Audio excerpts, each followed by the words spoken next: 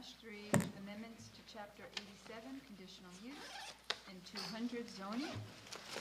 This hearing is being held to review public comment, to receive public comment on the proposed ordinance, which has been duly advertised. Are there any public comments from public in the room? Any public comments online? No? All right, then I will close the public meeting. Move to close it. Move to close the public meeting. I move to close it. Second. Public meeting is closed. Thank you. With that, I will call to order the regular meeting of the College Township Council of April 16th. Will all those who can please rise for the Pledge of Allegiance?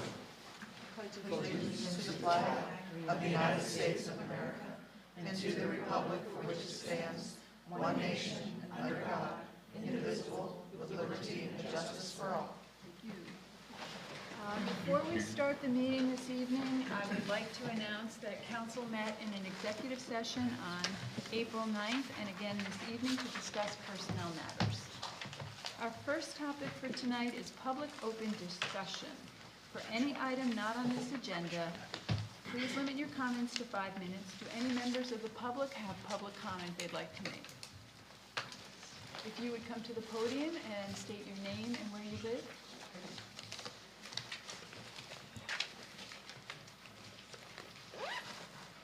Good evening, members of council. My name is Dan Materna. I live in Walker Township, and all these remarks are my personal opinion. I'm here to talk about things related to the Happy Valley Casino. First, I'll quickly describe the process when someone who thinks they may have a gambling problem calls the 1-800-GAMBLER hotline. A trained counselor will answer and ask some questions to gather some information about the caller. Those questions are described on the responsibleplay.pa.gov website, established by the PA Gaming Control Board. The counselor will eventually ask the caller for their zip code. Using the meeting locator search feature on the gamblersanonymous.org website, the counselor will enter the zip code and search for all Gamblers Anonymous meetings within a 50-mile radius and refer the caller to attend the nearest meeting to their zip code. In our case here in Center County, the nearest GA meeting is in Williamsport every Thursday evening at 7 p.m. More details about the location of the meeting can be found on the gamblersanonymous.org website. Next, I'll mention one very important resource that many problem gamblers have benefited from in our area.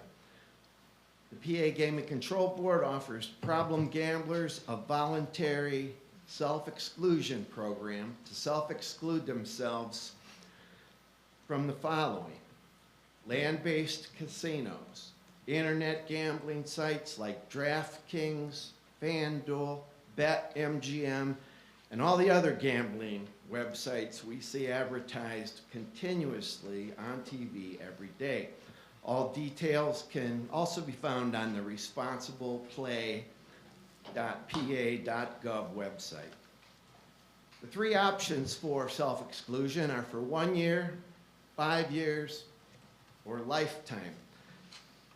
Gamblers Anonymous members often tell potential enrollees, go ahead and try it for 12 months. If you don't like it, we'll give you back your misery. Remember that the self-exclusion process just described does not include PA skill games that you see everywhere in this town. Self-exclusion participants who really don't want to stop gambling will sometimes gravitate back towards these readily available and accessible PA skill games, always with disastrous results. Some will literally gamble to extinction. Switching gears now, the Happy Valley Casino's original 24/7 operating schedule, proposed by the local casino developers, has been changed to a 16-hour schedule from 10 a.m. to 2 a.m., 7 days a week. That decision was made by the new owners, Saratoga Casino Holdings LLC. After Ira Lubert sold Saratoga a 60% majority ownership interest in the Happy Valley Casino. No casino developers who are confident of their own casino's future success sells off a majority interest 11 months before the casino's grand opening ceremony is even planned. Please remember that with a 24-hour operating schedule, casino patrons would not be required to leave and drive home by closing time. But with this 16-hour operating schedule, everyone must leave precisely by 2 a.m. every night, 365 days a year. The numbers of DUI drivers with over 0.08% blood alcohol concentration, or BAC, who will be getting behind the wheel and driving off during those last 4 operating hours of the night from 10 p.m. until 2 a.m. This is where I need to emphasize. I'm not talking about DUI arrest records, trends, measurable statistics in State College and Center County. Mr. Materna, Those are Mr. the Materna, you have 1 minute left. Thanks. Those are the kind of metrics that organizations like Convergence Strategy Group like. I'm talking about overserved casino patrons. Been drinking for hours and they're clearly over the legal limit. Once they drive off and share the road with others in this college town, all the statistics and arrest records from the past suddenly mean very little. When I first tried to estimate how many overserved drivers would be on the road, I underestimated it. I thought maybe 2 an hour from 10 to 2 and 240 a month, and I overachieved. I crunched these numbers for way longer than I had planned. My current estimate, and I've shared these numbers with the Pennsylvania State Police, every night, every day, 30 DUI drivers, 30, will drive away from the casino parking lot while absolutely over the legal limit. That adds up to 900 a month or 5,400 every 6 months. Alcoholic drinks are available for purchase 16 hours a day from 10 a.m. to 2 a.m. The St. Croix management, you can order drinks from your slot machine. Mr. Materna? Okay, I'm almost Mr. done. Materna, you have Almost 5 done. minutes. Would you like to submit those comments in writing in full? There, yeah, I have them Would you right do now. that? I'll send them to Thank you. We really Katie. appreciate it. And Thank you. thank you. Thank you. Are there any other comments from the public? Anyone online? Thank you. New agenda items. Are there any other items that council would like to add to the agenda tonight? All right, we have no special presentations tonight. Our next up is plans, and we have Mr. Sepp here. Okay, Mr. Sepp will present the Wawa sketch plan.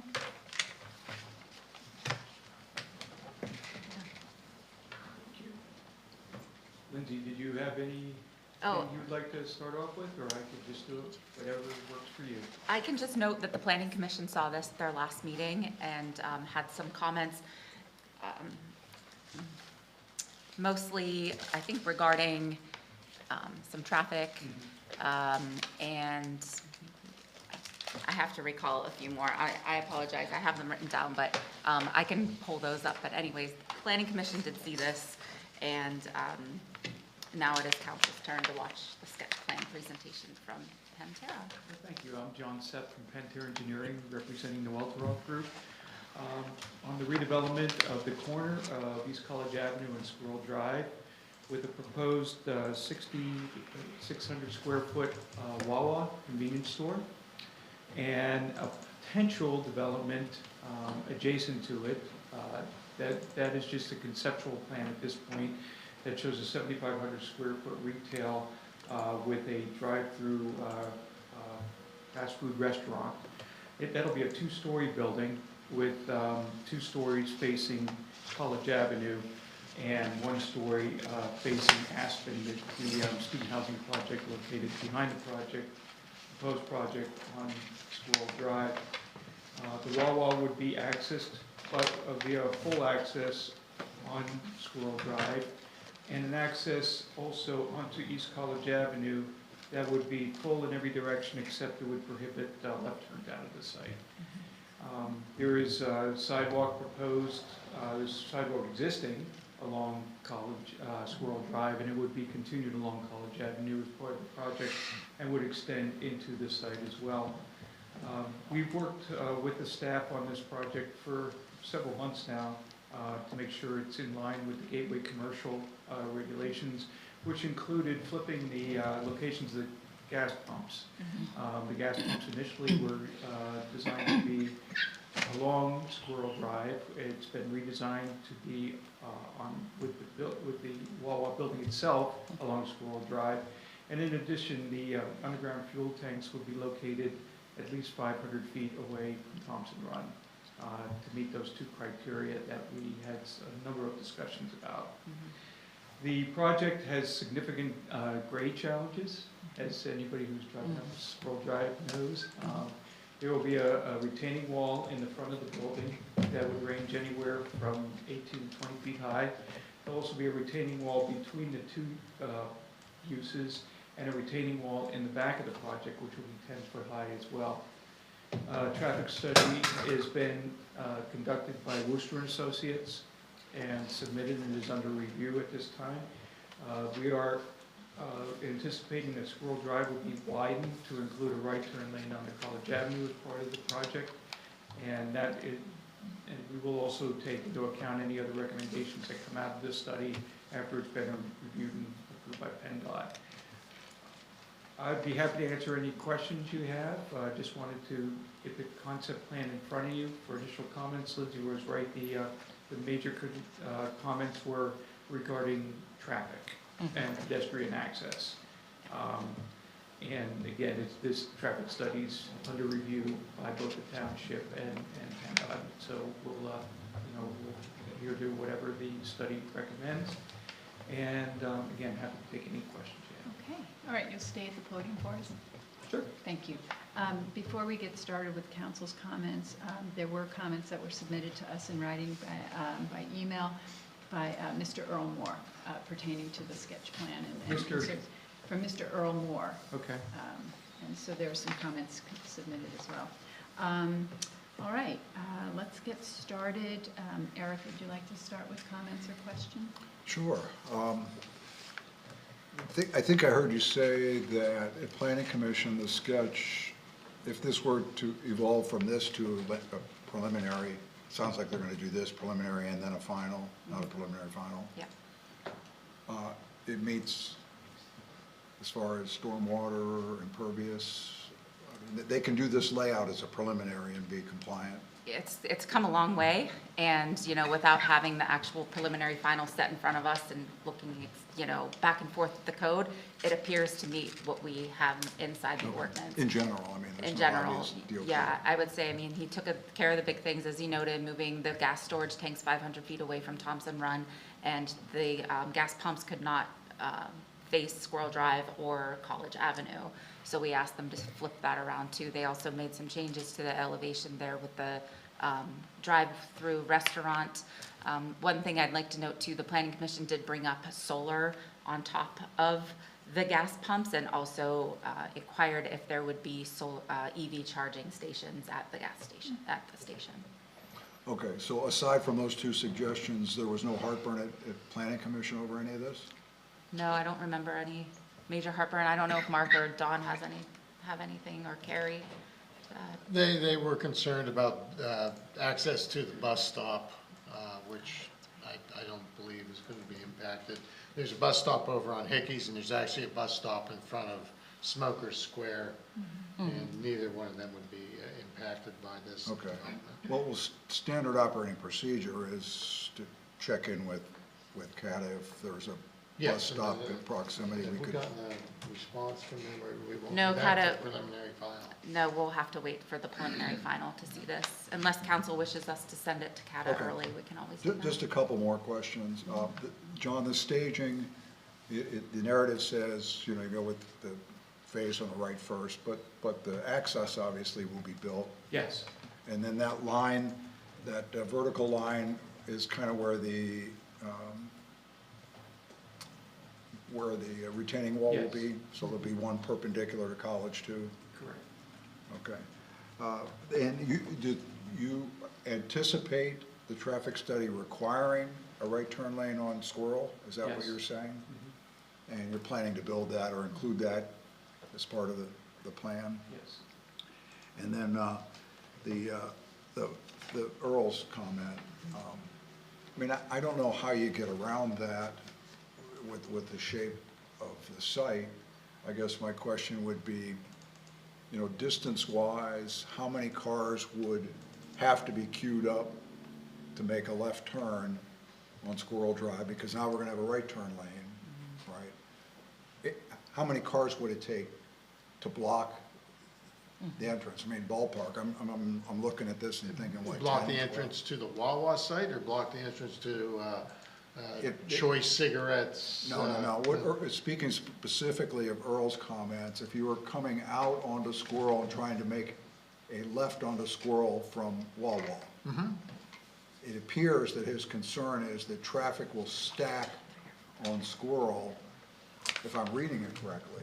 Yes, and that's a concern we have, and I'm sure when Nick, That's my point. The Sure. traffic study is gonna flesh that out. yeah, right? this is, that, because it's only gonna take 2 or 3 cars to back up before the entrance to Smoker Square is blocked. So that's more of an issue than the exiting Wawa. Yeah, I believe so. I mean, it's because it's closer to College Avenue. Yeah, And that would really just be for somebody who wants to be in the center lane to go left or to go up Squirrel Drive. yes, correct. Okay. But that'll get fleshed out with the traffic study? Yep. I mean, we'll get to. Oh, yeah, no, the traffic study will determine what those queues are gonna be. Okay, that Yep. was my question. That's all I had. Gretchen?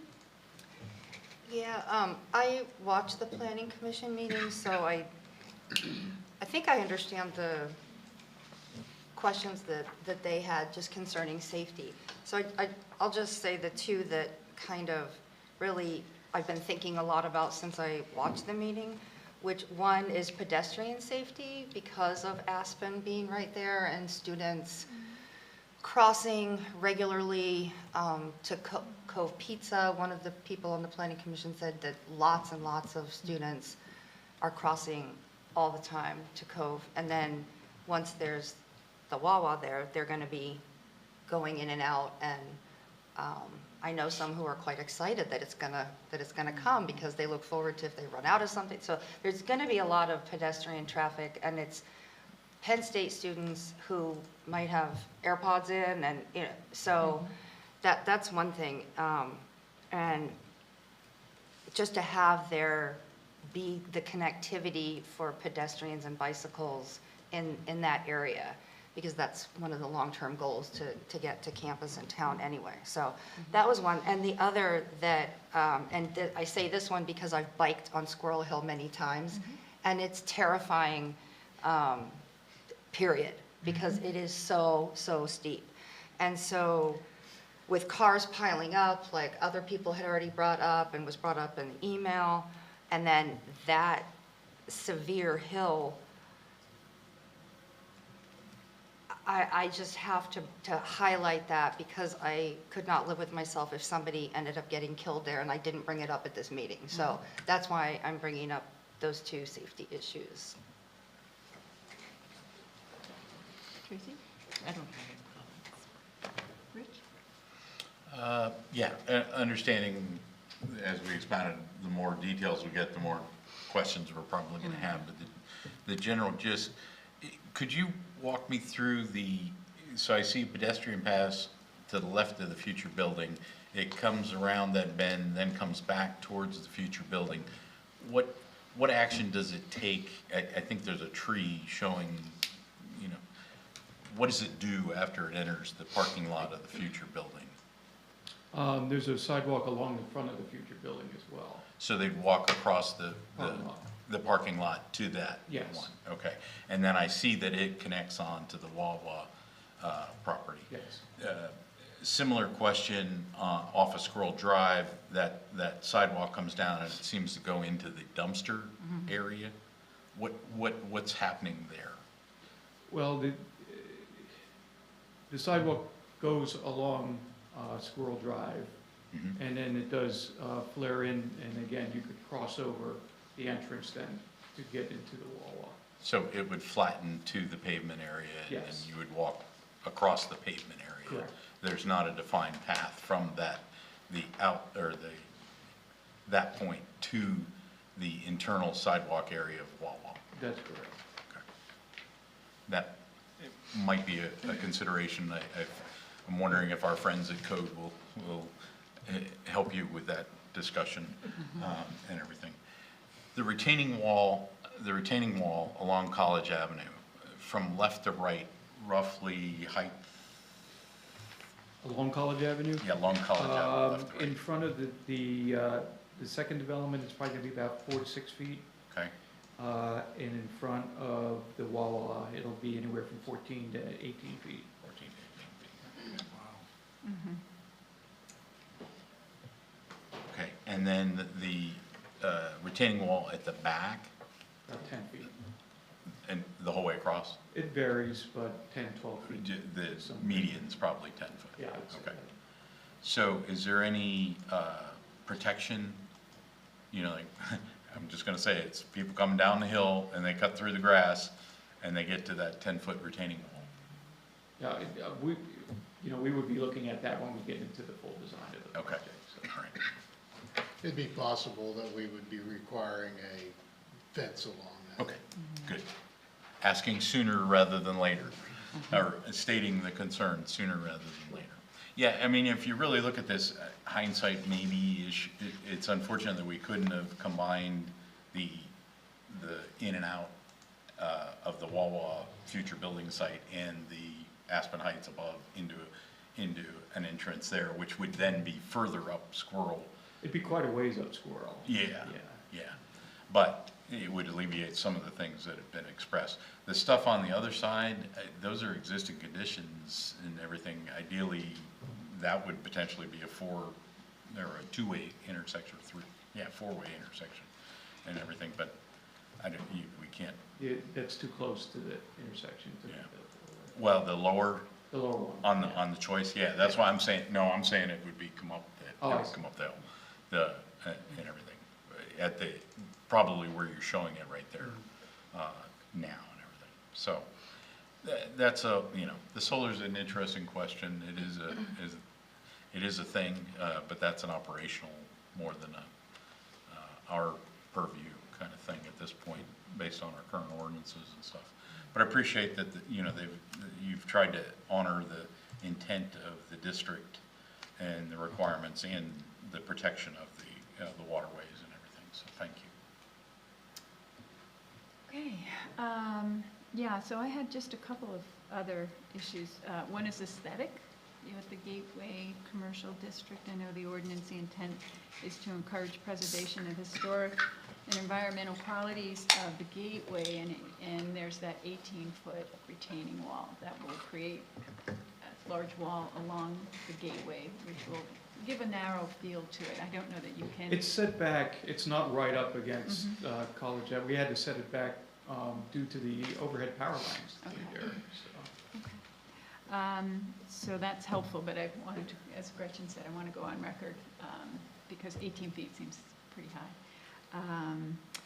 The entrance on East College Avenue, so turning in and out of there, so there will be traffic backed up on College Avenue. This will probably be addressed when the There is a traffic turn studies lane are done.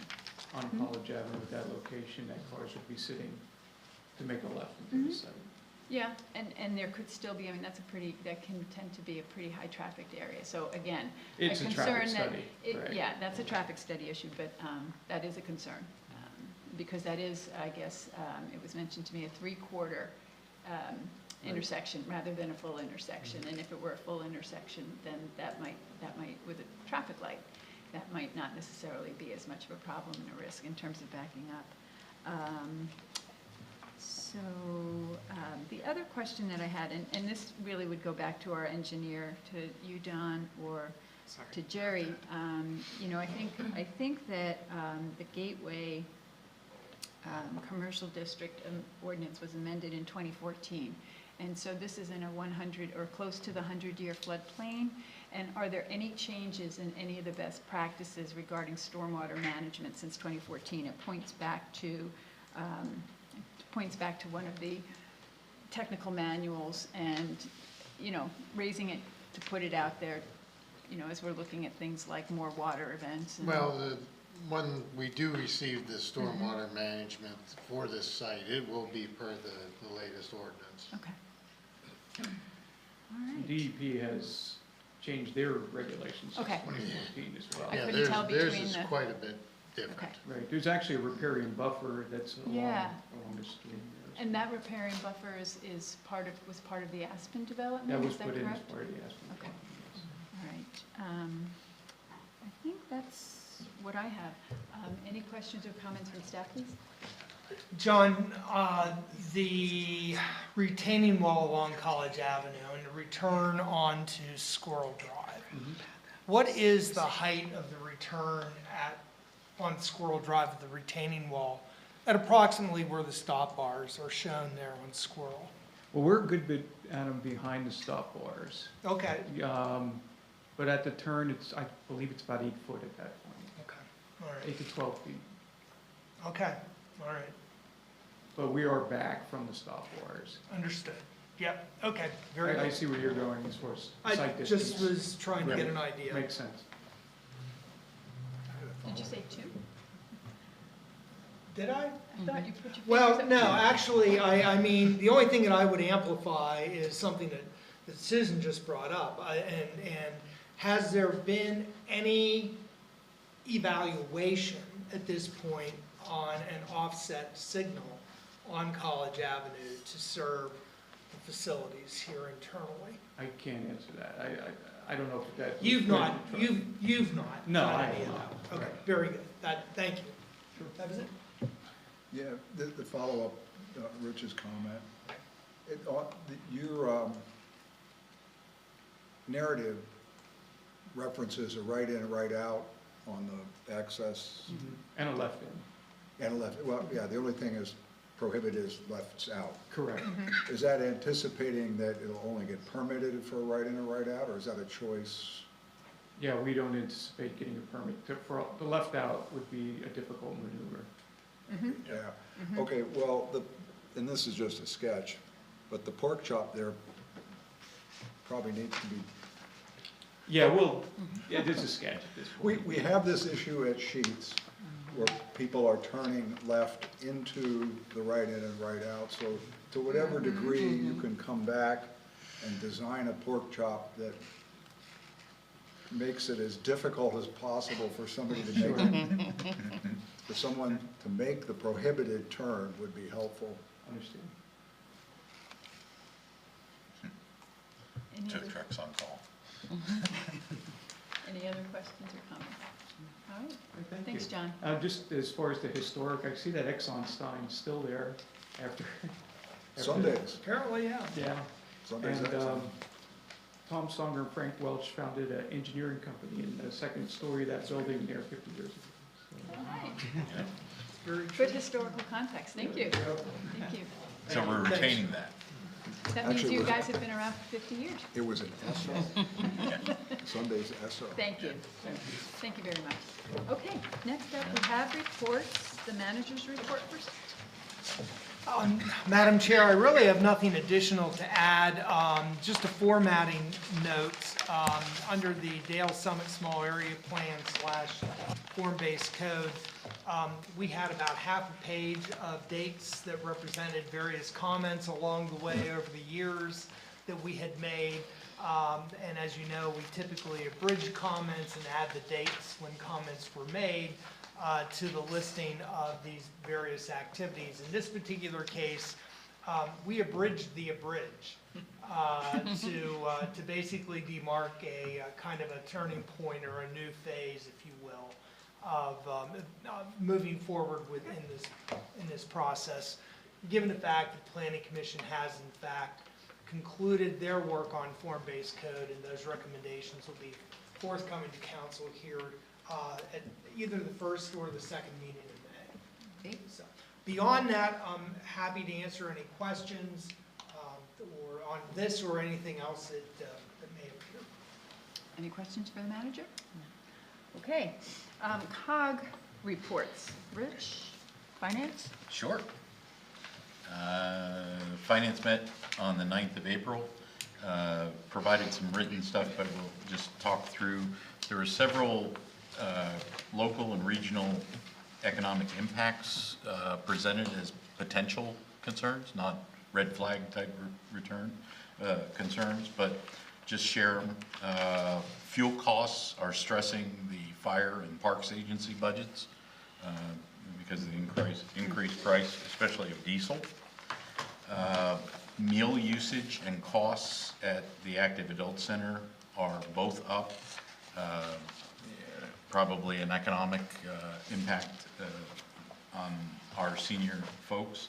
The cost to provide those meals, which are prepared meals under a county contract, which allows for some fluctuation in pricing for these kind of spikes, is impacting that. The biggest thing that makes that of concern is that fund had a zero fund balance in the 2026 budget, so there's no wiggle room in that from previous municipal and county contributions. Third was there's another effort at cutting federal funding for libraries for IT support. The same thing occurred last year, and advocacy got it put back in, and there's the advocacy engine has been revved up, and they're trying to make sure that happens the same way this year. Then finally, just keeping an eye on CPIU, which drives not only the COG budget, but the township budget in particular HR matters. Right now, it's projected at 3.8% as of June 30th. June 30th is the mark on the wall once we got off the average of the average CPI. That's the mark on the wall is 630, when that will impact budget discussions for 2027. Next up, the Parks Agency discovered that they may have not been charging sales tax appropriately for their various things. They took some of the exceptions and may have applied them too broadly. They're reviewing, and they'll determine if they need to take additional action. And then finally, and biggest, is the fund balance policy was pushed out of the Finance Committee to the Executive Committee, asking that the Exec Committee push that out to the municipalities for comment back by May 7th. And then that will inform our May 14th meeting, which will then hopefully push us to send to the exec a recommendation, final recommendation and a request for agenda time at the May General Forum meeting on May 26th. And we'll discuss all of the comments received, the staff's response, staff and the Finance Committee's responses to those, and hopefully resolve and get past those for a potential adoption of the fund balance policy at the May General Forum meeting to be used with the 2027 COG budget. Big things with that is, you know, we put an executive summary. Hopefully that's all you need. You're welcome to read the other 50 plus pages, but it says about all the same. And then most importantly, this is the policy, how we're going to implement it. And we offered, you can implement it all in year one, or you can implement it in 3 or 5 years. I suspect I know where the managers are going to fall on that, but you will be seeing that here shortly. That's great. Good. Any questions for Rich? Just congratulations. Yeah. It's been a haul. Historic milestone. It is. Strong work. It's been in the works almost as long as getting rid of the average of the average. The dominoes fall. Well, next I'll do public safety, that's me. We met this week. We had two topics, two informational items. Dr. Laura Fowler came and did a review of the disaster preparedness workshop, which I attended on Friday. Rich, you also attended that. For those of you who might not know, this was a collaboration between Penn State Law, the COG, Emergency Management, the Alphas, and Planning. And this was based on work that came out of the Climate Action and Adaptation Plan that showed we would have more frequent and more severe wind and water events, and the 5-day power outage last year after we had the derecho. So it was a tabletop exercise. And Sean Kaufman has had experience doing these Homeland Security exercise and evaluation programs. And so it's followed a pretty standard format, a tabletop exercise. There were about 100 participants there, almost 100 from the community. It was probably, I guess Sean said it was the best turnout he had seen for a tabletop exercise ever. So we had people there from local faith communities, local nonprofits, the YMCA. There were small nonprofits. I think Penn Highlands was there, Center Care, lots and lots of people. CATA was there giving feedback. So we were given disaster scenarios, and we were given time over the course of about 3 days to manage different issues we had. What emerged from that, it wasn't obviously for us to develop a disaster plan, but it was to look for where there were gaps in the system. And just Laura's preliminary summary of the workshop was that we heard pre-event communication, pre-event communication, pre-event communication. How do we get a better communication system in place? And then also looking at building resilience in the community, and also resilience for smaller communities and individuals. So it was a really, really, really good event. I do have a copy. Laura put together a very brief PowerPoint, but it has lots of facts about the wind and water events that we'll be looking at. The other item of note was just the winter sports weekend. We followed up with the municipal comments. And what came out of that, again, was communication, communication, communication. So asking to partner more with Penn State and collaborate on getting information when there are multi-event weekends and also larger events that are outside of the football weekends. So there was no formal recommendation made to executive committee. One other item of note, Walt made note that the hospital bed tower may be occupied by the end of the summer. So, and then there's other reports and things in there. Any questions for me? All right. Was there an ad hoc Parks and Library? There was. Yes. Yeah, we had one yesterday. It was very productive, very encouraging. You recall that the last month, we received information from the two directors, mostly background information, how the organizations are structured, library and park. It was actually very informative, even for somebody who's been around as long as I do. Very, very helpful. Wednesday, we narrowed our focus and took a deeper dive and focused just on the elected officials' participation in that structure as it's currently set up, which is really what we're evaluating here. But we really need to have all that background information. And we spent about 2 hours, and we came away with a couple of takeaways. And the reason I haven't done a report is I've asked staff to summarize the meeting, and then I will just share that as my report. But just a few of the takeaways is we are coalescing around the idea that we have adequate oversight. We just probably don't use the process as efficiently as we should. And I'll give you an example, a couple examples. both of the entities have boards who are responsible for setting policy and programming, and as they should be. And we appoint members for those boards. So if we have issues with programs and policies, that comes down to revisiting Susan's theme of communication, communication, communication. What we found out was each of the participating municipalities communicate with their board members in different ways, ranging from zero communication to very frequent communication, collaboration.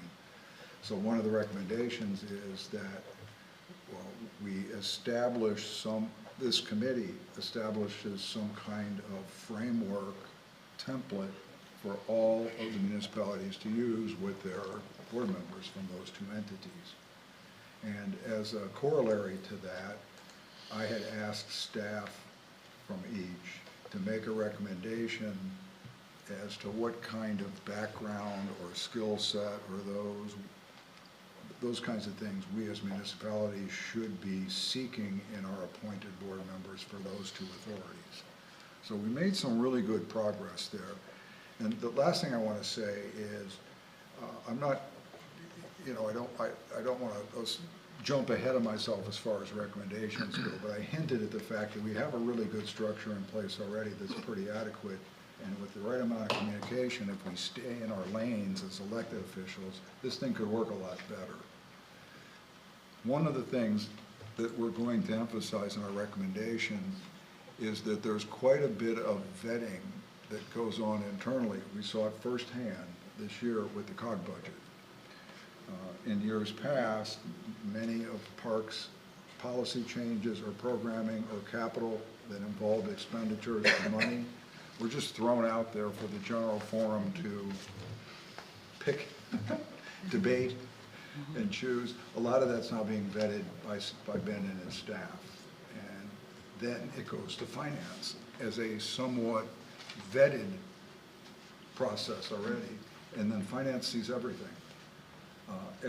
All the expenditures from the library that are related to personnel, programming. Finance doesn't really see much for capital because they've been very fortunate with the foundation now. Most of it's just asset maintenance. On the other hand, Parks the municipalities are still investing quite a bit in capital and property, and that is the current role of the Parks Capital Committee, and that's the vetting source for those expenditures, the large capital expenditures. The finance remains the vetting source for elected officials on parks, programming, and policy. And then the last piece of that is there's going to be a recommendation that comes from staff and probably out of this body to take the Parks Capital and make them an ad hoc committee instead of a standing committee that meets quarterly. Because the large capital expenditures and land purchases don't happen on a quarterly basis. They happen when opportunity presents itself, you know, or something like that. So a little bit of what we expect to come out of it, but it was really, really productive, and the department heads and staff from the library and the board members from each really brought a lot of good information and good discussion into the meeting. So I think we're going to come out of this thing with some solid recommendations. Good. Any questions? No questions, I have some comments. Comments? I think it's wonderful that we're having the discussion. The only thing that concerns me is some of the outputs of it. An authority that is managing its own fees and everything is one thing. An authority that is managing municipal tax dollars by appointees is a concern. Can I respond to that quickly? Because Sure. I want, this is an important point that I skipped over. I did ask staff to come back to the next meeting with the definition of fiduciary responsibility as it applies to us.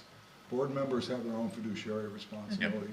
What is ours as a Great question. part-time or as, whatever you want to call it, it's my biggest question. You know, everybody talks about fiduciary responsibility. Well, what is ours? What does that mean? Yeah, Yeah. what does that mean to us? We know what the board, each of the boards have. We know what their fiduciary responsibility is.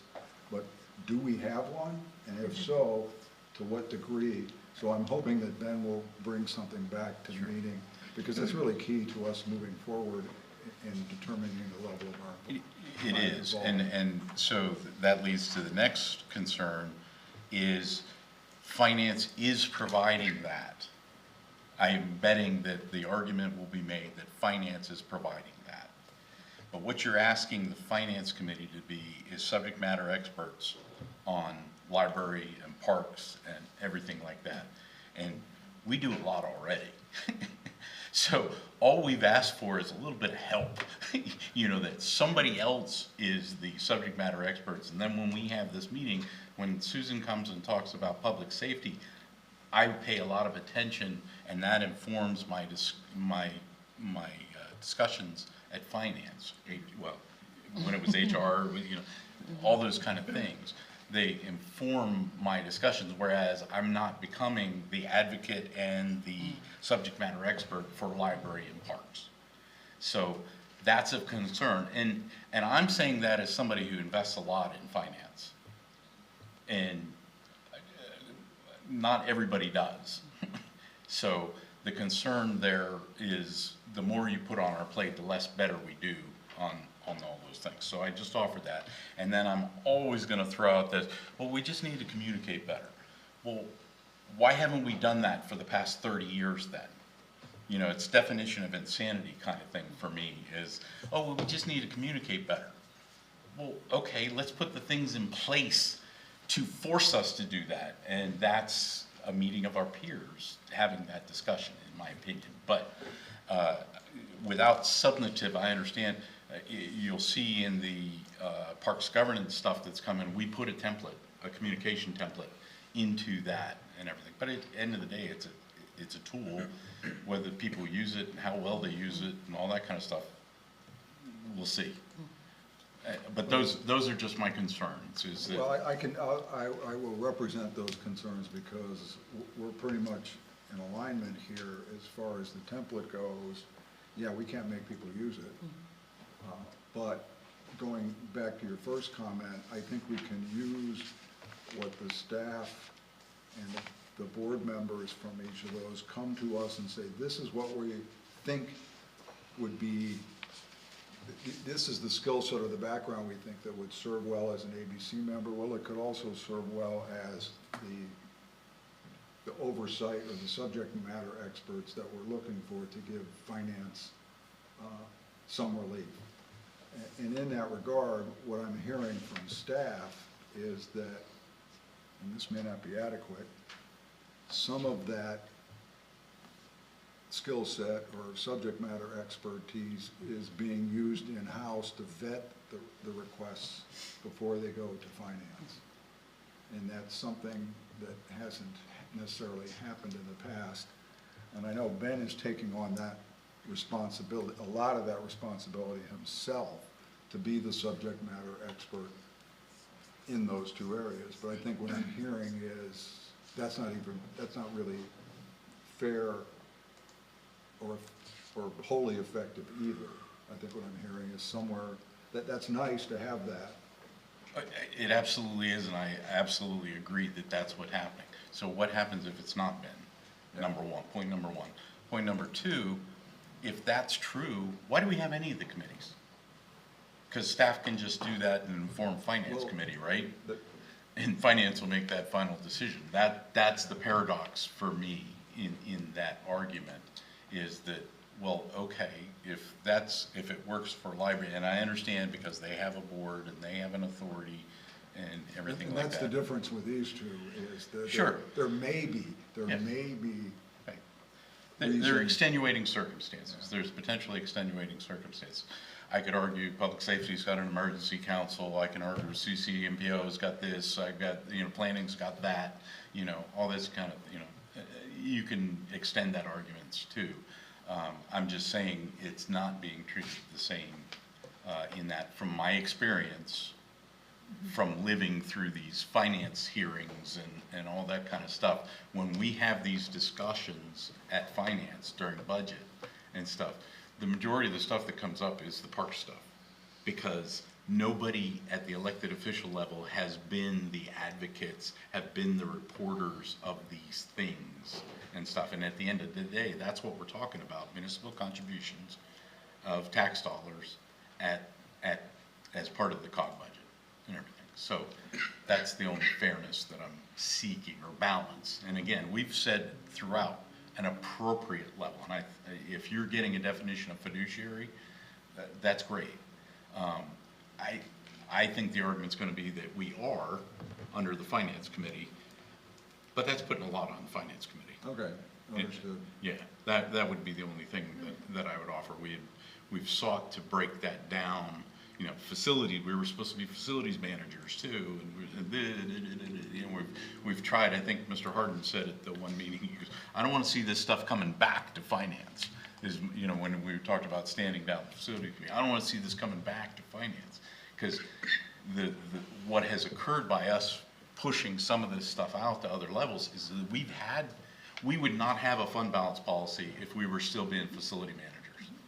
You know, in various things. It's afforded us the opportunity to do some of these 30,000 foot level stuff that we should be doing, I think. So that's all.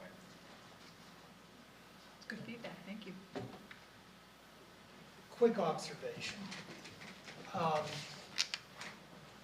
Over the years, over many, many years, we have not had the level of scrutiny that the current executive director has placed on trying to do some of the vetting that has been discussed. But we've also not had a similar level of scrutiny occur within the individual departments that are submitting those funding requests to be vetted by the now executive director. And I think that's something that needs to be kept in focus. There have, over the years, and I'm not talking about currently or in the last short period of time, but over many years, there has never been a strict adherence in terms of some of the agency directors relative to total budgetary costs. And they've not really, those particular issues have not necessarily always been taken into account. And that starts at the individual authority levels, and it starts with the particular agency directors that are involved and engaged with those authorities. I just think it's important that these things don't happen in a vacuum. And it's really critical. There is a real role for the authority to critique itself and either to create a plan, work a plan, identify things. And again, please don't misinterpret my words. Certain periods of time that has been done very, very well. And I'm talking about a large period of time overall that has not always happened. And I think that is a factor that enters into some of these discussions. There's a real role for the authority itself to be, to a degree, self-regulating. And I have some questions from time to time whether that actually has occurred or has occurred often. That's it. Could I offer something to that? I think you're absolutely correct, and I think the staff's role in helping the authority, same as you do with us as a council, is critical to that. And there has been tremendous growth in, I think, the agency directors in this kind of stuff. But I would offer that a lot of that was a result of some elected officials leaning on it and everything. So it didn't happen in a vacuum.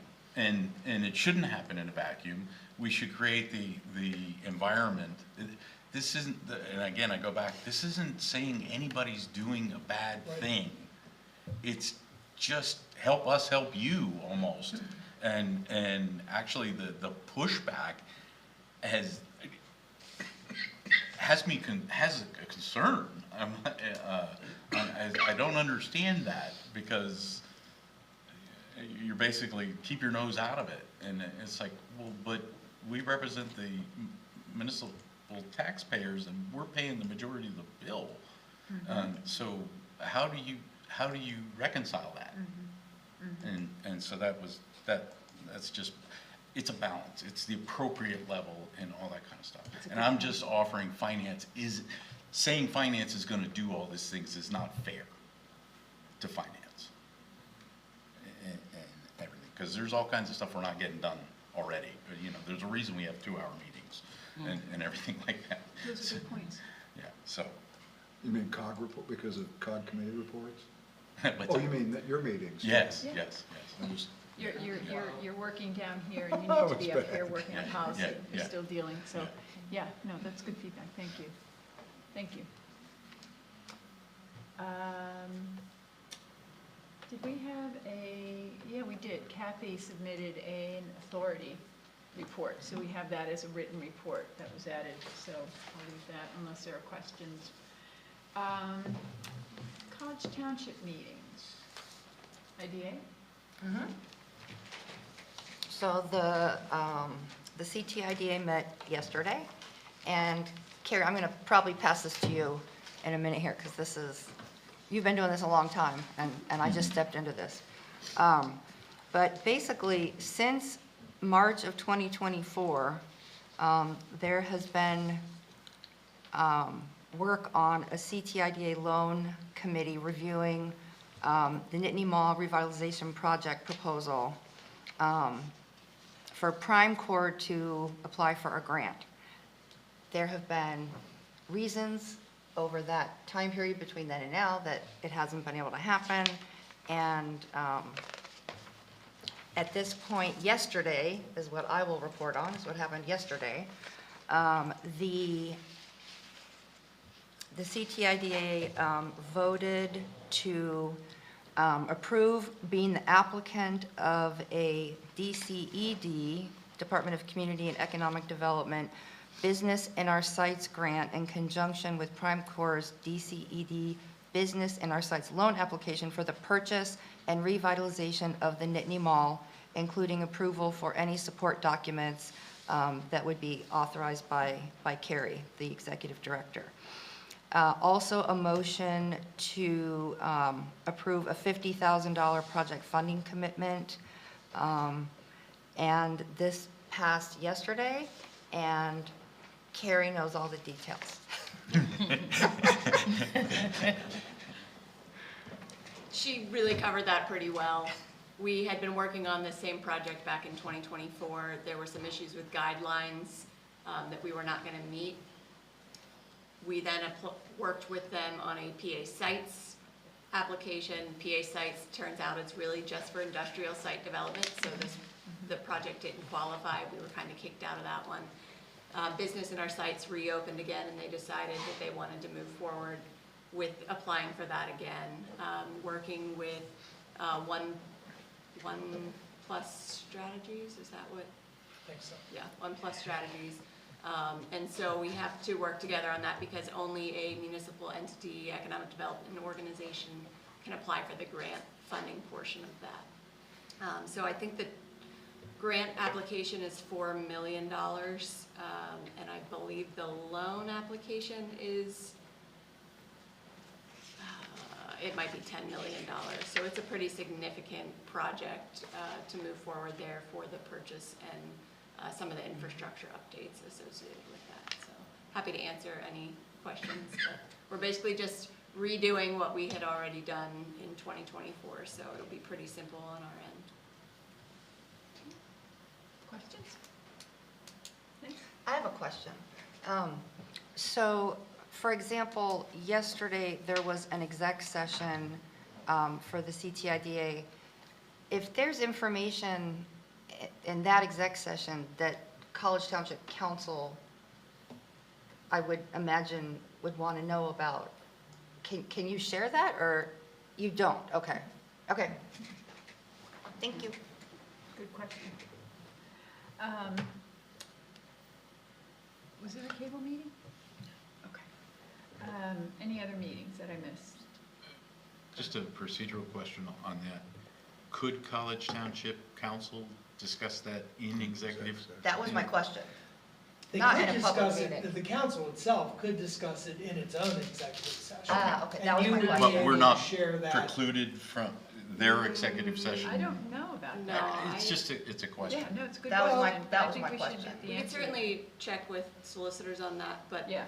like the authority is its own Right. Right. autonomous entity. Yeah. And we're talking about client matters at that point in time, so, Well, the criteria for council to hear anything would have to be one of the 4 legitimate areas that constitute the rationale for a executive session. So it could be negotiations, it could be other things like that. And given the fact that the council is the one that has created the authority in this case, theoretically, I believe that they could, but I do agree about getting the solicitors to Yeah. opine on that Yeah. for clarity. I would just offer, when I've sat into those, I've actually asked, should I step out on the executive sessions? right, and it's the prerogative of the authority to ask anybody that is not an authority board member to leave at that point, so they could ask that the liaison depart for those executive sessions. And We just include you, the liaison, because it is beneficial just kind of for your awareness as liaison, what's going on in those. And that's why I didn't report out on anything that came into executive session, Yeah. because if I had been out of the room, I wouldn't have heard what was in exec session. So that's how I treated Yeah. it when I was liaison. Yeah, So that- It that puts to the me- liaison in a difficult, Yeah.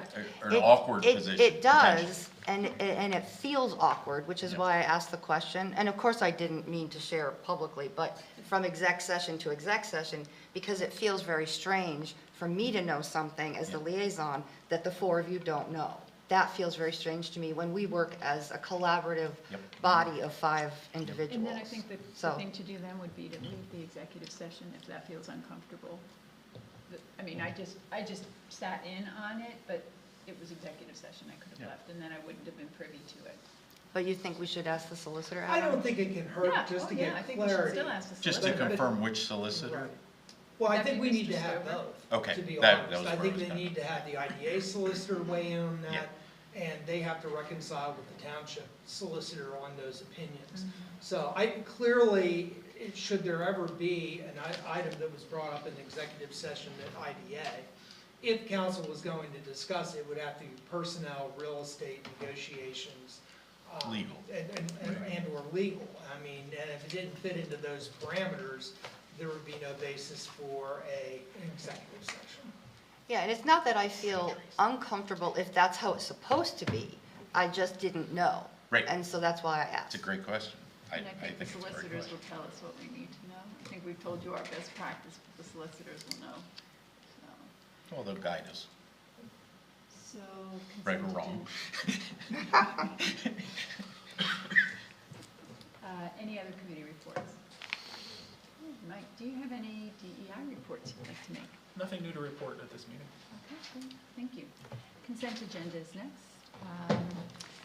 CA-1 are the minutes, the approval of the public hearing minutes, and then the regular meeting minutes from the April 2nd, 2026 College Township meeting were included this afternoon. CA2 is correspondence. CA2A is a letter from Ally Regal dated April 1st, 2026 regarding the Moving On Music Festival. CA2B is an email from Dan Materna dated April 5th, 2026 regarding the Nittany Mall. CA2C is an email from Dan Materna dated April 6th, 2026 regarding the casino. CA2D is a letter from Bellefonte Area Public Transit Task Force dated March 31st, 2026 regarding letter of support for the Nittany Valley Regional Transit Study. CA3, action items. CA3B is Struble Road Phase 2 bid award. CA3C is the DCNR grant for Nittany Orchard Master Plan. CA3D is the East Campus Steam Plant Planning Module. And believe that's all we have for today. The UAJA was excluded from tonight. Are there any items from the consent agenda that any members of council would like to pull? Eric? CA2A and CA3A. CA2A and CA3A? Okay. Okay, and also I would pull CA2D. Anyone else? Just a procedural question. Should we receive Mr. Moore's email in correspondence? I would classify that as CA2E and just receive that this evening. Any I would other- recommend. Okay. And Mr. Fenton's liaison report, I think, is just be a report. Correct. Okay. Okay. All right, if we could pull those 3 items, I would take a motion to pass the remainder of the consent agenda. Second. All those in favor, please say aye. Aye. Any opposed? Okay. All right, the first item up, Eric, you have 2 Yeah, items? I mean, it's nice to get notification of that, but are they in a roundabout way asking for any noise ordinance waivers, or is this just a FYI? No, this is typically, we receive these notifications. Every year. Right. And it is essentially part and parcel with their event permit that they receive. It's a notification, and there's really nothing more. First, I have nothing against it. I was just wondering, they handle the They do. permit and all that's handled through the permit. All that is handled through the permit. This actually, the letter of notification actually began a number of years ago when we did have some noise complaints when the event was being held in a different section of campus. And as a result, this has kind of continued forward, just the notification about when the hours of operation and those types of things. So this we will see again in the future. Your other item? Yeah.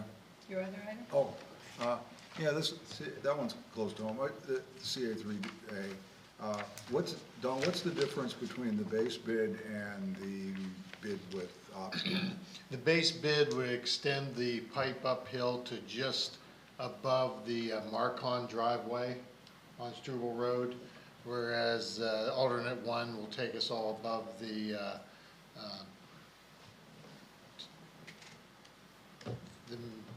So we would get like Coral property. Jim Coral, Yeah. Valley GMC. Yeah, Commercial Drive? no, Commercial Valley Trucking. Trail, Valley Trail. So it'll still won't be all the way up to. So it's combining 2 phases, or? It's basically twice as much pipe as phase 1, as the base bid. So we're taking advantage potentially of their mobilization and just, Yeah, you get the economy of scale there. and did they do the first phase? No, the first phase was HRI. Okay. They came in second on the first phase in the bidding, so they were close. Although I would like to point out, Alterra was known last year as Landserv, and they split, the ownership of Landserv is now Landserv, which does the landscaping end of the business, and Alterra, which is the construction phase of their. Okay. But they're local, like Lancer? Yes, yeah. That's great. And I should note that it hasn't been Valley GMC for about 40 years, sorry. Well, I can't think of what it is now, that's all I know. I think maybe longer. Yeah. So Valley Truck and Trailer or something. Yeah. Hey, no, don't we have a policy that things that come in the day of thing, they go in the next packet? This was relevant to the conversation we Okay, were so having that's this the evening. reason. I think that was, this is an reasonable. exception. Typically, you wouldn't even have seen Right. this if it had not been related to The the topic. sketch plan topic that we had. And we And I discussed took it. And we discussed it. We discussed it, so we Exactly. should That's receive fine, I it. just I felt want to like- make No, sure. no, you're absolutely We right. have a good rationale for You're accepting absolutely Earls right. versus. Yep. I thought it was written public comment specific to that, so. Okay, so that'll go in under CA3E. So Mine was CA2D, which was the letter from the Bellefonte Area Public Transit Task Force. They were asking for a letter of support for the proposed Nittany Valley Regional Transit Study. Included was a draft letter, but it was not a blank draft letter. It was from another entity. So I just wanted to check and make sure that we would authorize you to draft a letter saying in support of that. Yeah? Like, Just Any sign thoughts this from one. you, the CCMPO? you can do that. It's not fairly common that they send a template, but it's, well, Mike, you have as much experience in this area, writing these things. Most of the time, you get a template from the entity that's asking. Right. Not quite a word-for-word document that came from another. But the question is, by accepting consent agenda, are we then We're empowering them? authorizing the, okay. So we're authorizing the manager to execute that letter on behalf. Rich? Just a little confusion on that, the document. They give the manager in number 1, it says the manager's gonna sign it, but then down below, it indicates the chair is the signatory. Most of those come from staff. Yeah, right, I'm just saying there's a disconnect between, in the upper, it says that Adam Brumbaugh's gonna sign it, down at the bottom, the printed name is Susan Trainer, council chair. So, I would offer that it should be Adam below, and so it may need to be corrected. Sounds good. That's the question. All right, then do I have a motion to accept those 3 items from the consent agenda? So moved. Second? Okay, all those in favor, please say aye. Aye. Okay. All right, next item up is old business. OB1 is ordinance O-26-3, amendments to chapters 87 and 200. Okay, thank you. So this ordinance tonight is back in front of you. Back in February, council approved ordinance O-26-02. Through further review, we found that part of that ordinance was done in error. So what this ordinance does is remove data centers from rural residential zoning district. It also, so that takes care of that piece. The ordinance also then, what it was originally intended to do, removes data centers as a use by right in the commercial, office commercial, and industrial zoning districts, and adds the data centers as conditional uses in those same zoning districts. I just wanted to note that over the past few days, we received a data centers fact sheet from the Center Regional Planning Agency that they put together in conjunction with the County Planning Agency. If you want to consider this, as we do all of our other ordinances, a living document, and as time comes by, maybe we can, use those data sheets to update this as time passes. But this ordinance has been advertised and reviewed by the solicitor and is ready for you to go for you tonight. So our requested action is to approve changes to the ordinance. At this time, I'll open up the discussion for questions or comments for staff. Rich, do you have any? I would just offer, I think Lindsay's approach is correct. We fixed this, but under my county planning commission hat, I did see the data center piece, and it is a pretty good piece. So if we can incorporate some of that stuff into making ours better, that's great. Thank you.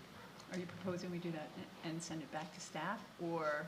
No, we fix this, Yes, and okay. then we look Just- at that. all right, to clarify. and- yeah, Understood. Yeah. Tracy? I agree with Rich. Yes, we need to move quickly and then revisit as appropriate. Gretchen? I agree. Okay, then I will accept a motion to approve changes to ordinance O-26-03. So moved. Second? Second. All right, all those in favor? Just a Oh, quick staff. comment. Yes. The one, there were, if I'm not mistaken, and staff, correct me if I'm wrong here, We did make a couple of modifications that I think that you simply need to be aware of, and I think they're certainly for the better. One had to do with water and water consumption, and the other had to do with electricity utilization. So those are two new elements that had been introduced that had not previously been part of this, but in these corrections, we've captured those. We have captured those, and that is the ordinance that you saw when you authorized this for public hearing. So everything in here, nothing in here has Right. changed since you've seen it Yeah. last. But since thanks the for past- reminding that. But since the The past original, adoption. the original Yeah. adoption, Yeah. yeah. Thank you for making that clarification. Well, and those are the flashpoints. So, are we ready to take a vote? All right, all those in favor of the ordinance, please say aye. Aye. Any opposed? All right, motion carries unanimously. Thank you. Lindsay, thank you. Thank you, staff. Next item is OB2, the signage ordinance. So this is the PSU signage ordinance amendment. This is an action item. We're going to discuss the changes to chapter 170. Staff put together a memo to help us review this, and Carrie is going to do the review for us, but just to get us started, there are two separate parts of the ordinance that we'll be asked to consider tonight. The first will be the calculation for the total signage ordinance. And then we also have the second part, which will include the signage height and also the illumination. So we'll start out with the calculation for signage square feet, and I'll turn it over to you. Before Carrie kicks off, I just do want to encourage you to work from the one that's at the table. There was an 11th hour catch that impacted actually the table on page 3. At line 69, relevant to the Bryce Jordan Center, Pagula, and Medlar. The original memo that you received had some Mike Bloom math in it. So this is corrected, and yeah, those numbers are accurately depicted in that one that's at your table this evening. Thank you. We mathed a lot while we were doing this, so it started to get a little blurry, but we got it fixed on here. So, as the chair noted, we identified 2 specific issues that we wanted to get direction on today, and they build off of each other. Total signage allowance and illuminated signage and height. We'll work through the memo to address these issues. I do want to emphasize that there is no ordinance language that's being provided tonight. We need these 2 pieces, these 2 issues to be resolved. And the plan is that at the next meeting, we'll be able to come back with that ordinance language to move forward. So we're going to address issue number 1 first before moving on to issue 2 in order to aid in moving this across the goal line, no pun or pun intended. Even in the staff proposals that we're going to give you tonight, we obviously recognize that council can make tweaks to any of the formulas that we have identified in order to reach the outcome that is desired by council. So both options that we do provide will provide for what was requested from Penn State regarding the Beaver Stadium, and then a number of other elements as well. So I'm going to go through where the current ordinance stands on issue number 1, and then staff's 2 proposals, if that's okay with chair and council, and then take questions after going through those. So issue number 1 is total signage allowance. The current sign ordinance establishes signage square footage allowance based on gross floor area of the venue. And then you see below that the sliding scale in the chart below. For venues over 30,001 square feet, the calculation then is given below, and that is what applies to all of these venues that we're referring to for this ordinance. Then on the next page, you have the chart of the venues that are currently applicable to this, including Beaver Stadium, Bryce Jordan, Pagula, and Medlar Field, showing the existing total sign allowance based off of the current calculations for gross floor area. Based off of council's guidance and the initial request submitted from Penn State University, you've had several discussions over the last several meetings pertaining to possible adjustments to the sign ordinance. And from those discussions, staff has taken away a number of considerations. Council's interested in providing additional signage allowance to event centers, arenas, and stadiums township-wide. For Beaver Stadium, which is likely the largest type of venue that we will see here in College Township, council is comfortable with a maximum total signage allowance somewhere between 2,500 and 3,100 square feet. Consideration should be given to establishing specific signage allowance calculations for these type of venues that could be based upon scale or number of fixed seats. While we worked on those options as well, we did look at comparisons of other Big Ten schools. And Big Ten is known for being much more conservative. We did also look at the SEC, and I will say that there's no point in looking at the SEC because it's significantly more. But in terms of other Big Ten schools, Penn State actually falls on the low end compared to all of the other Big Ten universities. And those are conservative already. So we wanted to be able to provide that information that we did look at other comparisons within the Big Ten as well in terms of signage allowance. So we looked at several calculation options. We provided two. I'll tell you, we probably looked at 6, 7, 8 different calculations to come to this conclusion. Basically, with all of those, we would get to a point where the numbers just didn't work out across the board. We could get it to work for one thing and not another element, so we provided these two for you. They were the most equitable across College Township in general, and not just one particular place. This would be relevant to anywhere here in the township that are event venues. So proposal number 1 is expanded signage allowance by seating. This is the same proposal that was brought to you last meeting, but fleshed out a little bit more and providing you with the actual calculation formula here. So we provided this. This is what came out of Planning Commission to allow for additional signage. Planning Commission did propose a cap of 150% of the venue's base allocation. We'll get into that a little bit more as we move through here. This formula builds on existing total sign allowance, referred to as base allowance for venues, and applies an additional 10% of total signage allowance for each block of 5,000 seats. So hopefully that sounds familiar from conversations last month or last meeting. So then we have the base allowance plus 10% of the base times total fixed seats divided by 5,000. Complicated formula, but that breaks it down more, so hopefully you can see where, as we put these numbers in, where they plug in to get these results that we have. So if you look at lines under sample calculation for 1,000 square foot venue with 10,000 seats, those first 3 lines of the calculation are the same calculation that currently exists in the ordinance for gross floor area, based off gross floor area. And then it expands to include the seating allowance there. So a 100,000 square foot venue would be allowed 309.99 total square feet signage based off of this.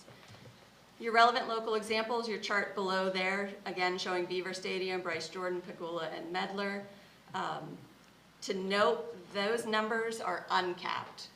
So that would be your total number if you set no other limits on that. So that ends up for Beaver Stadium being around just over 3,100 square feet. There's an opportunity, when we get into the discussion on this, if council would like to consider a cap or some sort of percentage there, we have some numbers prepared for that so that you can see what those are too, and we can get to that when we get to the discussion. So that is proposal number 1, again, based off of gross floor area base plus seating allowance for every 5,000 seats. The second proposal is expanded signage allowance by scale.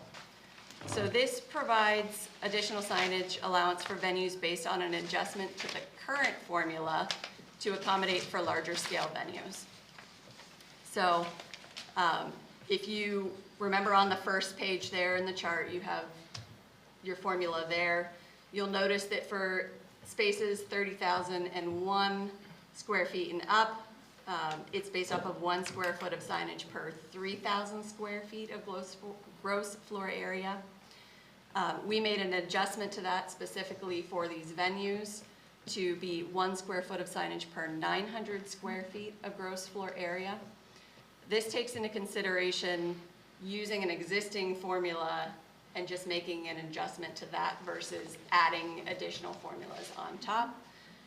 We got to the 900 square feet, a little bit of a reverse math based off of where we kind of know we wanted to hit a target, but also it's a multiple of 3, which is what was already existing.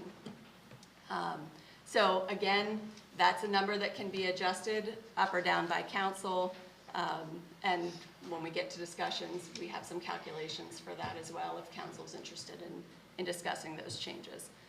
You can see the sample calculation there again for the gross floor area, and then the total expanded signage allowance. So it provides for more signage allowance for some of the other venues than Proposal 1 does. So if you look at Beaver Stadium, Proposal 2 would allow for 2,771.11 thousand square feet. Proposal 1 would allow for 3,117.87. So you can see a change there, but when you look down at Bryce Jordan Center, 646.11 with this second example versus 467.75. So you see those calculations side by side to see the difference between what the two proposals do for each of the venues. There would also be no need for a cap necessarily with the second proposal because of where it falls on the scale there. So that is kind of the overview of Proposal 1 and Proposal 2. At this time, we would like to get council's feedback and kind of a direction as to whether you like one or the other, or if some adjustment needs to be made, or if you think they are all terrible and we need to pull something else out of our pocket. So. Okay, thank you. And I just want to say thank you, staff, for the newly written memo. I spent about 2.5 hours doing math before I went to work this morning. I wanted to be prepared for tonight so that we could eliminate the confusion to the best of my ability. And I think going for this discussion, what will be helpful will be for each person to give a comment to start, and then we can go, if we need to go back and forth, we can do that. So with that, I'd like to start with you, Eric, if you would like to give your comments or questions. Yeah, I like that approach, by the way. Just get the top stuff issues out. Okay, good. Question, PC didn't see the scale. They've only, since you put your option 2 together, it hasn't gone to PC yet, right? Correct. Okay.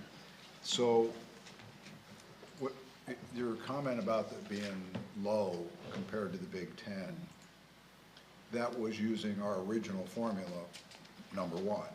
So if we applied number 1 to Beaver Stadium, we would be considered more conservative than the average Big Ten school? Yeah, we would still be on the lower side, but it moves us kind of up a little bit. Yeah, sorry, excuse me.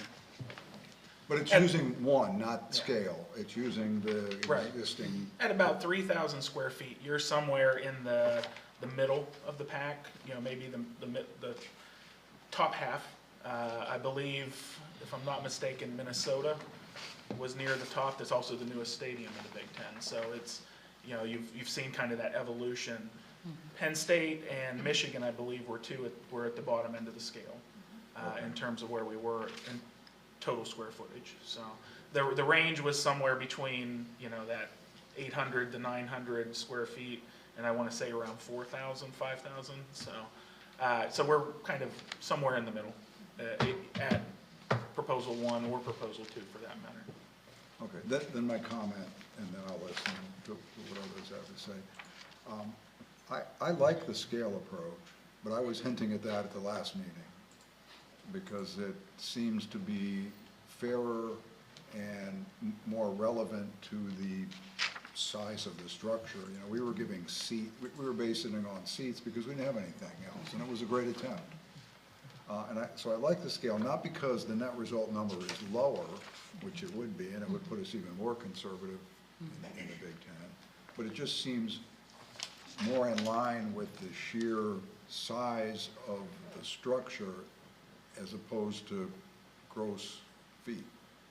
You know, because you could put, I don't know, probably a dozen 10-story Walmarts in there, you know, so it seems to me that scale should be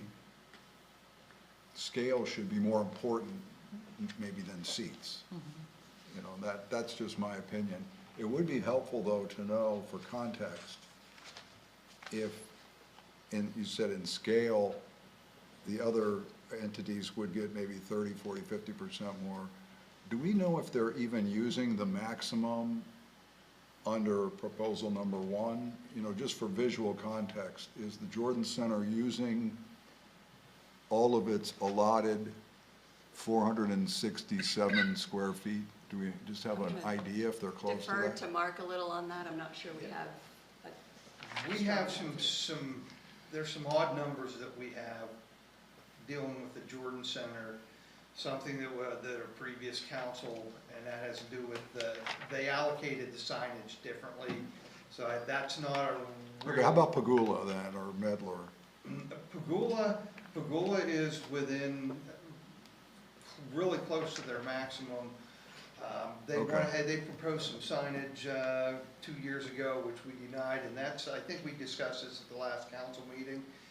It's something they put inside that's big, and it did the same purpose. The Best Because Buy they're a full approach. glass front. The original intention for that was to place it outside, and when it was denied, they moved it in and still accomplished. Okay, so while I like scale for Beaver Stadium, I just wanted a little bit of context of what it would do to Pagula and Jordan Center, you know, as this stands, without any further revisions. That's it. I'm going to hold off for now. Go later. I just have a question. Based off of the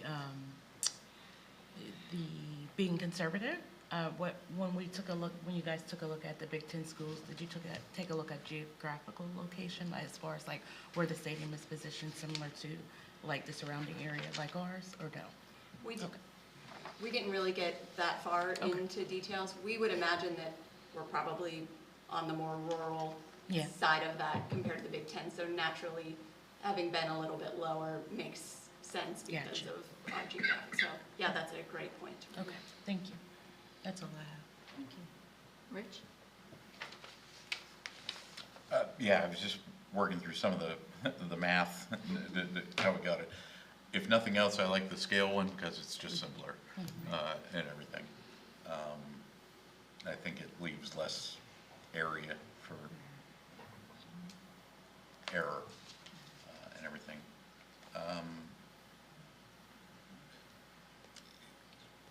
Beaver Stadium is unique, so I'm 100% comfortable at 2,700 or 3,100.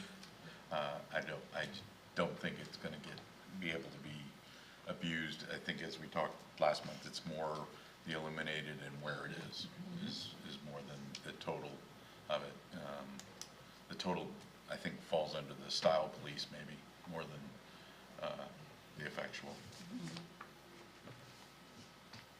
Go ahead. Scale? It's simple, it's clean, it's straightforward.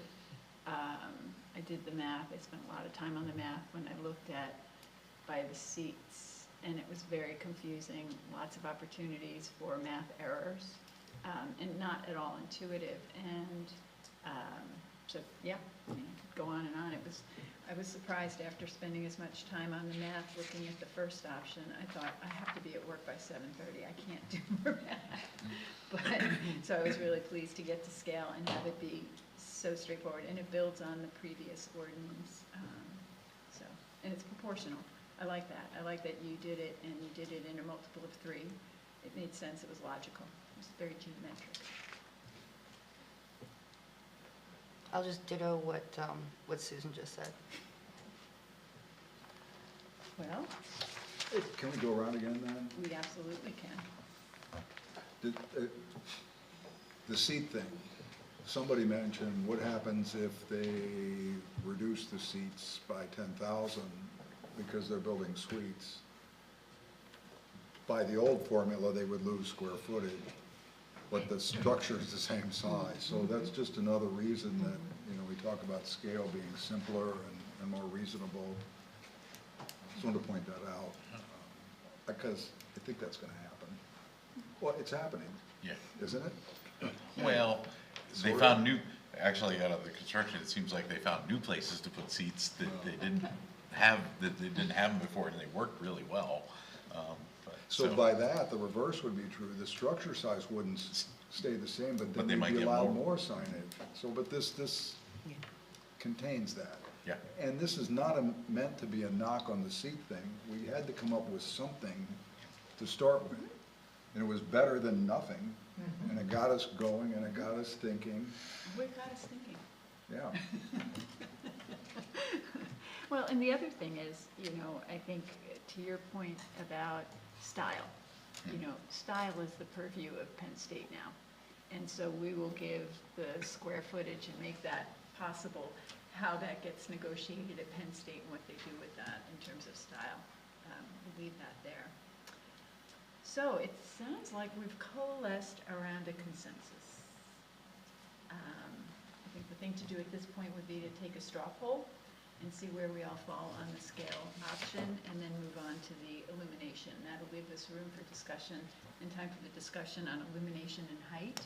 But should we not be able to come to some consensus on the illumination and height, we will at least have given you what you need on the signage, the square footage, and leave that and come back to height and illumination. We need to do that. So at this point, I'd like to ask for a show of hands on those in favor of the scale option. Yeah, scale, the only question I would have is the basis of the 300, 300, and 900 square feet. Did that come from current, or is this Yeah, incomparable? Yeah. 30, 300, and 3,000 were the current ones. So we just chose a multiple of 3 to keep it kind of consistent there. That number does not have to be 900, but that was just to give us some. Just kind wanted of to hear the level method playing of the field. math. And Yeah. the math is elegant when you put it at 900, so. Yeah, in that vein, we did work it with different numbers, that's what I'm showing on the screen. Okay. Just to give you some idea, if you dropped it to 800, you know, you get about an additional 300 square foot of signage for Beaver Stadium. If you change it to 1,000, they lose a couple hundred square feet. So just to give you some feel. No, that's great, thank you. This is that is very helpful. Okay, so I'll come back one last time for a show of hands on scale. Yes? All those in favor? Okay. Yeah, Okay. I guess the second point, are we agreeable to those, the 30, 300, and 900? I think Sorry. we're agreeable to the scale as the basis, Right. but are the numbers that we're using here in line with what we want? So you're asking if we want 900, 800, or 1,000? Or whatever, yeah, Okay. yeah. Because Anybody else staff have a is sure preference? that that's in our purview, that we could set that. I mean, Do you have a preference? no, but that's a fair question, because I think Carrie said they kind of used those to help us get to where we thought we needed to be, so, I mean, that's fair game, that Yep. question's fair game, so I don't, because I'm visualizing, trying to visualize what that would look like, and that's really, to me, all that matters, is if they use that, what does that look like? So in that regard, I would, if we support scale, would just like some general context as what another 100 square feet would look like at the Jordan Center, because that comes along with this. Mark, you can probably add to this, but you talked about what a billboard. Not necessarily tonight, but Yeah, if we what a move billboard size is, that it's kind of relevant to that 10 by 10. conversation, yeah, in terms of square footage. Because they're assuming they're at the max now. That's- I will also say that we did receive Penn State's proposed signage, and I believe it's somewhere around just over 2,500 square feet is what the current proposed is. And so going back to, it's easier to lighten up than to tighten up, so the number that we use, again, I don't have a problem with the 900, I'm just saying we should give clear direction that we support that 900. Yeah, and I will tell you from my perspective, the rationale of those numbers, that range when we talked about what we heard from council at previous discussions, 2,500 to 3,100, there's your Right there it point. is. And 900 is your midpoint, essentially. And I think, coming back to Okay. this, you know, maybe I didn't make it clear when we were asking for a show of hands that we were showing for 900, because I think it makes logical sense, and it puts us, no pun intended, in the ballpark. And if that's even more than what Penn State is looking for, that's their square footage to do with this, they will. But the math makes sense, and it's simple. It's very simple. Okay, so we have a consensus agreement at this point on the formula to be used to calculate square footage based on the gross foot area. All right, we'll leave that there, and we'll move on to issue number 2. So this is the illuminated signage and height. And Carrie, did you want to give us some detail on that? Absolutely. As we go through this one, now that you've had consensus on the direction for calculating the total signage allowance, that will shift and we'll pick parts of it relevant to that direction. But we wanted to make sure you had for either option on there to review. They're both pretty similar. I think there's only one kind of element that will be different with this. So again, current ordinance allows for illuminated signage, which is defined as backlit or stagnant image display on 8-second intervals. A venue's base allocation can be designated to illuminated signage, and that signage may be placed anywhere on the exterior of the venue, and that's ground level to top of venue. We do want to emphasize and note that electronic or digital signs, also video boards, are currently only allowed in commercial and industrial zoning districts. They are not permitted in the university plan district. These signs are regulated by Chapter 170-12, electronic or digital signs. So council guidance, again, what we've heard over your several discussions pertaining to height, illumination, intensity, and types of signage for this specific event centers, arenas, and stadiums. Council was concerned about amount of illuminated signage that may be permitted near the top of venues. You expressed interest in controlling the height from ground level, and that electronic and digital signs, including video boards, should they be allowed in the university plan district. And council would like a measure of control over the intensity of illuminated signage installed on the exterior of the venue. Just as a reminder here, there is the appendix that was attached that has definitions and established revisions that carried over from the previous discussions that include the dark sky language and other considerations. So as we go through this, when we do build the language for the ordinance out for the next meeting, those items that are in that appendix are already planned to be included. That's why you don't see them necessarily written in the memo part, because we've already have those established. So the following is proposed by staff, a definition addition of illuminated sign to be a sign that is lighted by or exposed to artificial lighting for the purpose of enhancing visibility. An illuminated sign shall display a static message and shall not include any flashing, intermittent, moving, or electronically changing display. Illumination may be provided by, again, internal illumination or external illumination directed down towards the sign.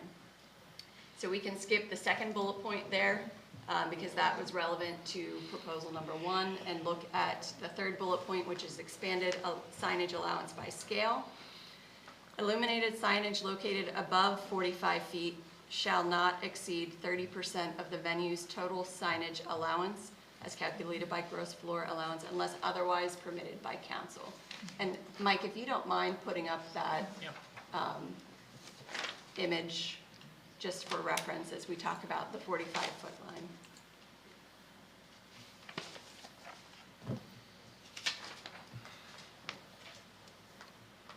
So we wanted to use Beaver Stadium as a reference to give you kind of a visual of where that 45 feet would be in relation.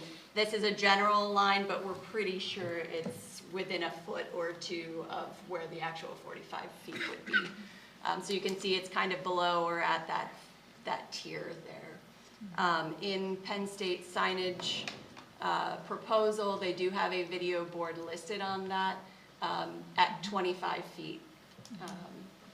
Located 25 feet up, so just for your reference there. Any additional illuminated signage beyond the venue's base allocation amount, so I'm sorry, I need to correct myself because we have kind of two of those mixed together. We are recommending that 30%, the 30% of the signage can be illuminated above that 45-foot mark. The remainder of that can be lighted, but it must be below the 45-foot mark. They don't have to have any of it lighted, but only 30% of that number. Again, kind of basing off of getting close to what their existing base is. That 30% gets us close to that number. Multiple of 3, you know, just trying to make sure that the numbers stay kind of consistent with what we're looking at. So keep that in mind, the 30%, that's what's showing here on the chart. So Beaver Stadium would be allowed 831.33 square feet of illuminated signage above the 45-foot mark. Video boards would be, we'll get to that actually.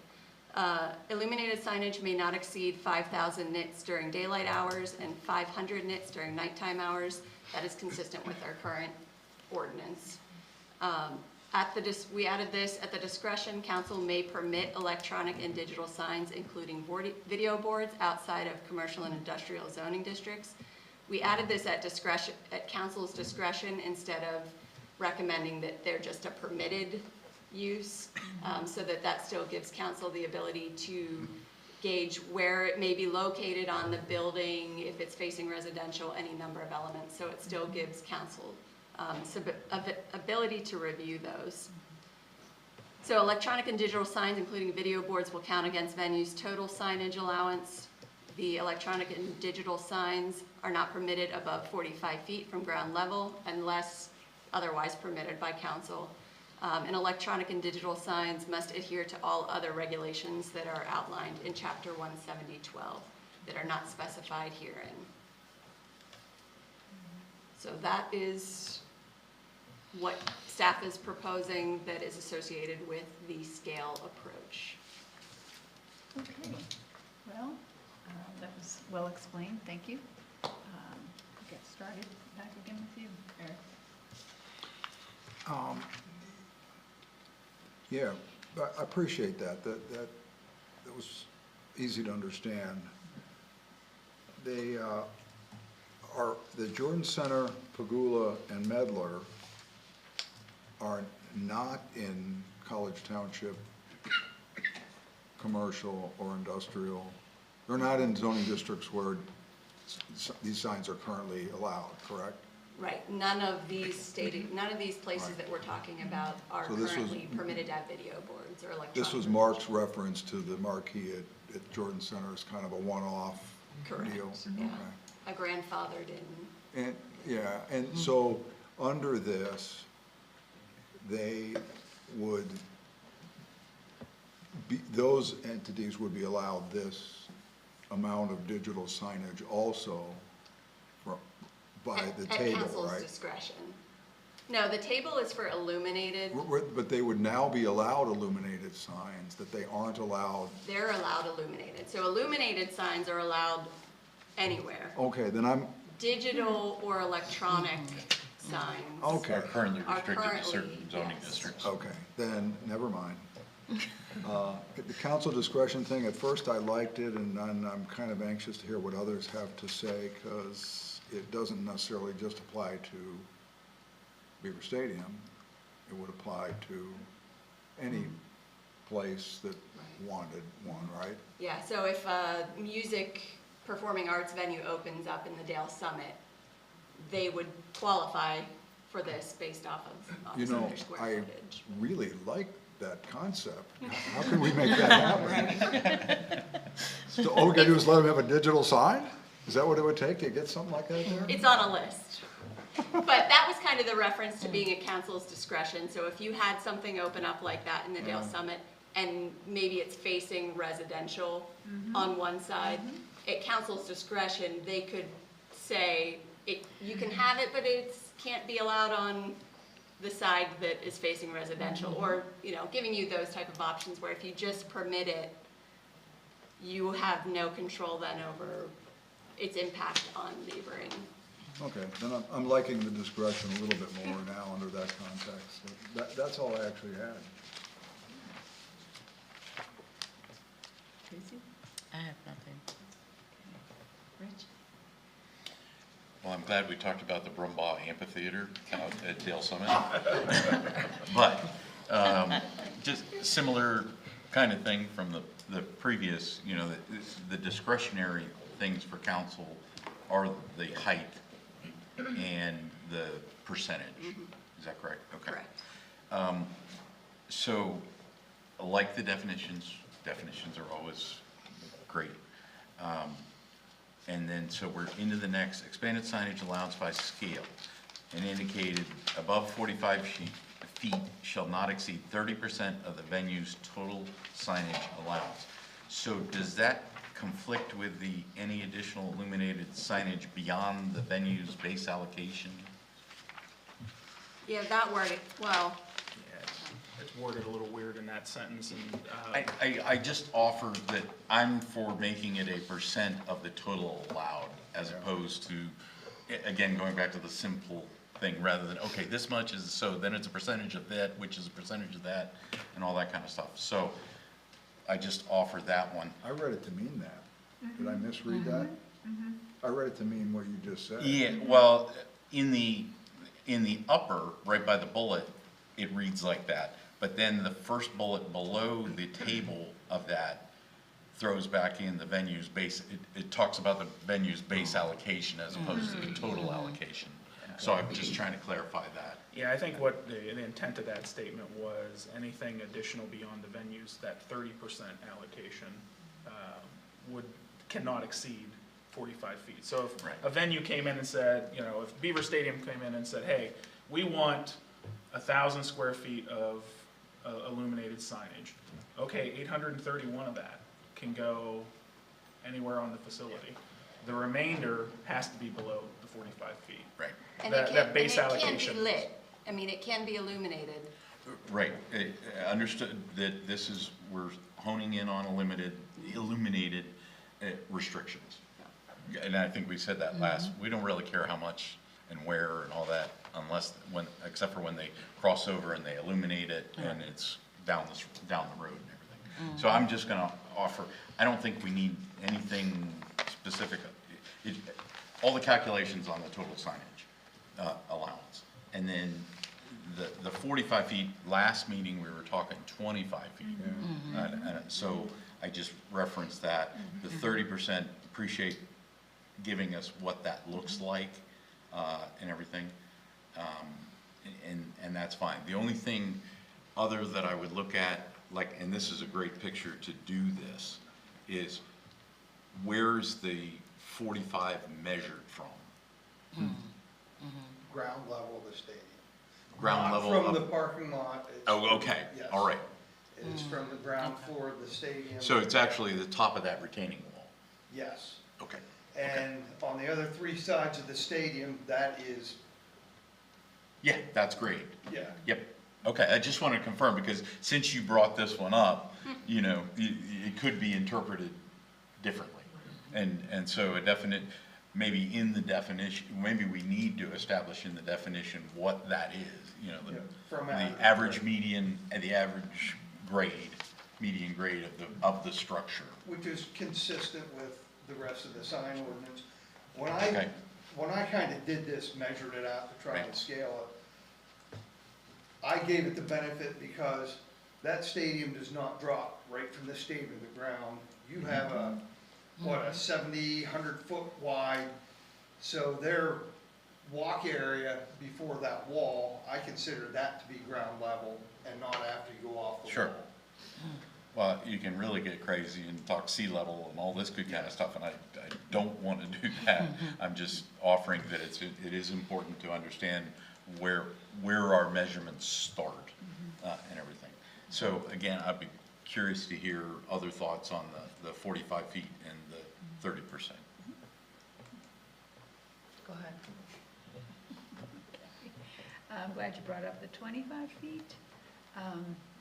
Again, I think the calculation with scale and the calculation with the 30% makes good sense.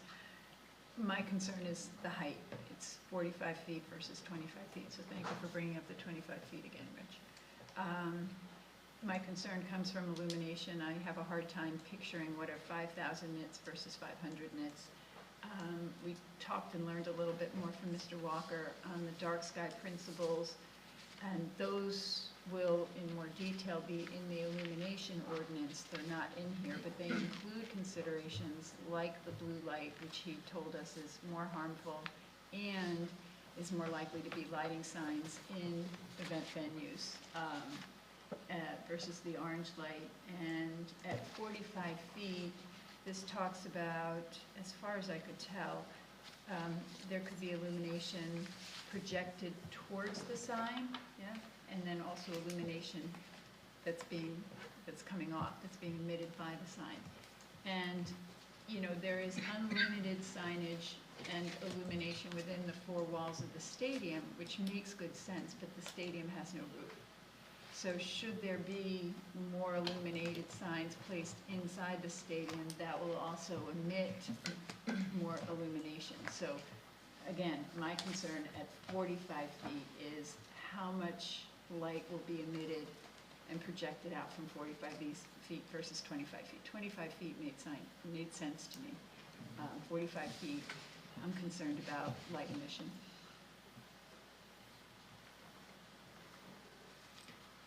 I'm going to ditto, excuse me, two things that Susan just said. The dark sky principles with the colors, I think that is important and should be included. And then also the 25 feet, which is, I support the 25 feet. Okay, should we go back around? I was fine with 25 feet last meeting. I could be fine with 45, but I'll support what,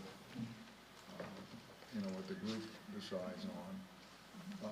45 feet made a little bit of sense here because it's the top of the first level, I guess. I don't know.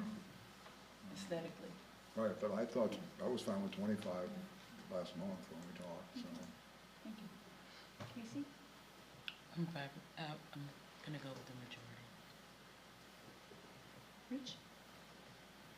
Rich? Yeah, the big thing is the limiting of the total above whatever the arbitrary line is, whether it's 25 or 45. In the spirit of compromise, we can hit something in the middle if it matches somebody's thing. But I in particular, I like that whatever that is, we're limiting how much is above it. And so just using the 30%, I'm seeing 831 square feet for Beaver Stadium, and not counting art.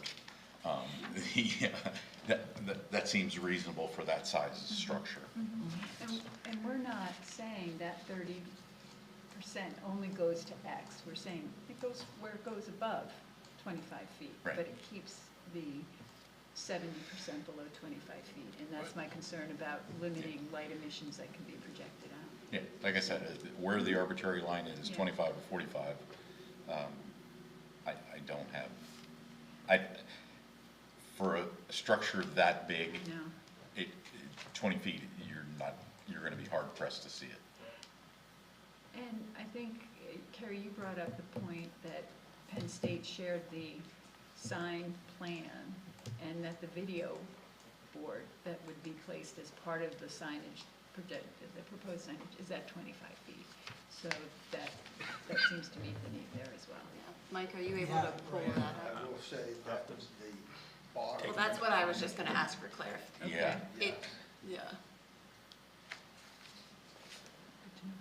I would find it hard to believe that they were gonna put a video board below 30 feet for a structure that size. I'm just gonna throw that out. It'll get lost. It'll get lost. I guess it would depend on the purpose of it. Is it for a bunch of, Yeah, is it a ribbon graphic or is it Yeah. a video display? You know, that kind of thing, yeah. but it's easier to set it at 25 feet and move up on request maybe than, or whatever, 30. Like Rich, I like having a line in the sand that makes sense and is consistent with what we've been hearing from the entities that have been chiming in. Honestly, the light inside the stadium is gonna be a lot brighter than anything they're putting at 25 or 45 feet, I know. so. Yeah, I know we can only mitigate what we can mitigate. Yeah. yeah. While he's pulling that up, I just wanted to touch on the color and the illumination. So, again, this sheet here with the definitions. Right. We do have the dark sky, 5 lighting principles of responsible outdoor lighting. And number 5 on that says use warm color temperatures when possible. So that will be included language in what comes back to you next guess- week. Right, okay, so that'll come as included language, I think it is. Mike, are you not finding it? I got it. Okay. Took me a minute.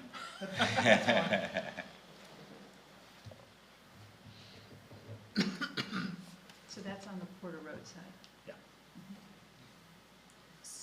Up in the definitions, or up in where it explains what each sign is where it says the height. So if you can go up, That was a 20-foot tall signs with the bottom of 20. Oh, you're talking about this, okay. Yeah. right in, yeah, you're gonna have to zoom, right there. you're gonna Whoa, have that's to make it little. larger. Yeah. Read it to us, Mike. It's a lot of numbers. I have good eyes, but not that good. Need a bigger TV. Yeah. So, yeah, Right there, gain number of- 11.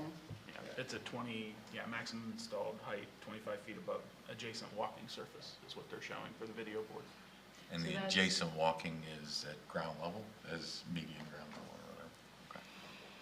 So that is 25 feet then. That's where I wasn't sure whether that meant the bottom of it was 25 feet. But it, Yes. And so you see the height on there is at 20 feet, so that would put the top of the video board at 45. 45 feet. Mhm. Yeah, yeah. okay. Installed height, you're not sure whether it's the top or the bottom of the sign. Got it. All right, well, again, I think we're kind of coalescing around a consensus at 25 feet. I don't know that we addressed anything related to the illumination. I don't think there was anything specific asked of us on the illumination in terms of. Just the 30%, whether Right, it's 30%. okay. But not anything more specific in terms of the dark sky principles or anything? No, that all Okay. is Okay, established. okay. Especially with a video board, you're not gonna get the cool colors. That's really parking lot lights, wall packs on structures and things like that. That's where the nighttime hours definition too comes into play, is that Right. for the purpose of this ordinance and what we're talking about with event centers, hours are defined, nighttime hours are Right. defined as between 10 PM and sunrise or 7 AM, which comes earlier. And in what we had talked about previously, actually down under building signs, no later than 10 PM or 1 hour after the event ends. So that was language that we had already kind of figured you established in the last conversation. So that would apply to these video boards. It would be 10 PM or 1 hour following the event. I have a question on Just to that. add to this, if this goes where council has the discretion to allow video boards, you have full power to say, well, if you want it, it makes sense, but you have to do this, this, this. It's sort of like a conditional use without a conditional use here. They are not allowed in this district, but council, it's written in the ordinance, council has the authority to allow them if they see fit, which in turn gives you the ultimate. You either follow my rules or you you get none. Reasonable conditions. That actually brings up a good point, that if say there is a video board on Porter, one of the points that we've made is as long as Porter Road is closed, but if it's an hour after the event is ended and people are leaving, I don't know that Porter Road would be open within an hour of an event, but, Depends how good a game it is. that's a good point.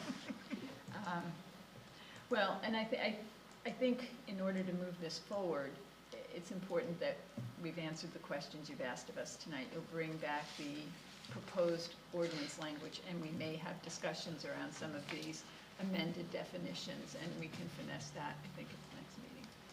But I agree. Yeah. I mean, we're getting to an ordinance. This affords Penn State the opportunity to see where we're headed Right. and clarify if needed, anything. Right. We're not approving it today. And Julian is online. I was about to tell, Okay, I was I'm about to sorry. give him a chance, thank you. Before I did that, I wanted to give staff another chance to comment, anyone who had any questions. The only thing that I would like to point out is that my staff did a fantastic job I agree. in working through this particular pickle. And I want to specifically thank Lindsay and Mark and, Mr. Bloom, as well as Carrie. Carrie kind of drew the short straw as far as honors for presentation this evening, but it went very well. But all of staff has worked really tenaciously in this particular effort, and I'm very pleased that it seems that we're about to a consensus on both of the issues that were brought forward this evening. So I just wanted to point that out and say thank you. Julian, did you want to add anything?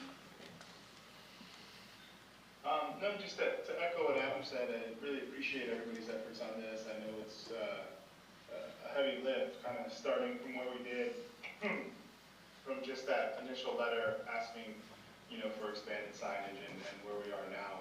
I'm, really thankful. I just had a question as far as kind of, and I don't want to get ahead of the group, but I was just curious as to where do we go from here. I understand, guidance has been given back to staff. The next meeting or meeting after, I'm not sure when, but the proposed language for ordinance would come through. When do we set the public hearing? Is that at that time, or is it now? Or I know it's on the agenda for this evening. So I just want to get my notes in order here so I could report back and on kind of the timeline as to where we go from here. Well, that's a good question. I think you can correct me if I'm wrong, but what will come back to us at the next time it's on the agenda, Julian, will be the draft ordinance. And at that point, council will look at the draft and then debate any other issues related to the draft as it is at that time. So it remains to be seen when we set the public hearing, but that will be once we agree on the draft ordinance in total. If I may? Sure. In theory, that could be as soon as the next time that council reviews the draft ordinance. If there are few or modest changes that there is consensus on council to make to that ordinance, council at that very meeting can still move forward to a public hearing. And I believe, Lindsay, if I'm not mistaken, it's 45 days advertisement, is that correct? Yeah, planning commissions, county planning, regional planning has that much time to review, yeah. So then this would come back after that 45-day review period for an actual vote, an action on the part of council to adopt. Adam, just to follow up there, can it come back sooner than 45 days, or is it a maximum 45-day window that has to be open? Yeah, the MPC requires the county to have those 45 days to review, and then we should hold the public hearing after those 45 days. Understand that once council sets a public hearing, that the ordinance is considered to be a, help me out. Pending Pending ordinance, thank you. which means that at that particular point in time, any permits or anything that is submitted would be reviewed on that basis. Yeah, you would have a choice to review either Thank you. underneath the existing ordinance or what is proposed under the pending ordinance. Okay, roger that. Okay, well, thank you. I think that's all I had. Appreciate it. All right. Staff, I think you have guidance on what you need to bring back the draft ordinance. Yeah? All right. Thank you very much. You made something that was very, very confusing at the last minute meeting really clear and easy to walk through and make decisions on, so thank you very much. All right, next up is new business.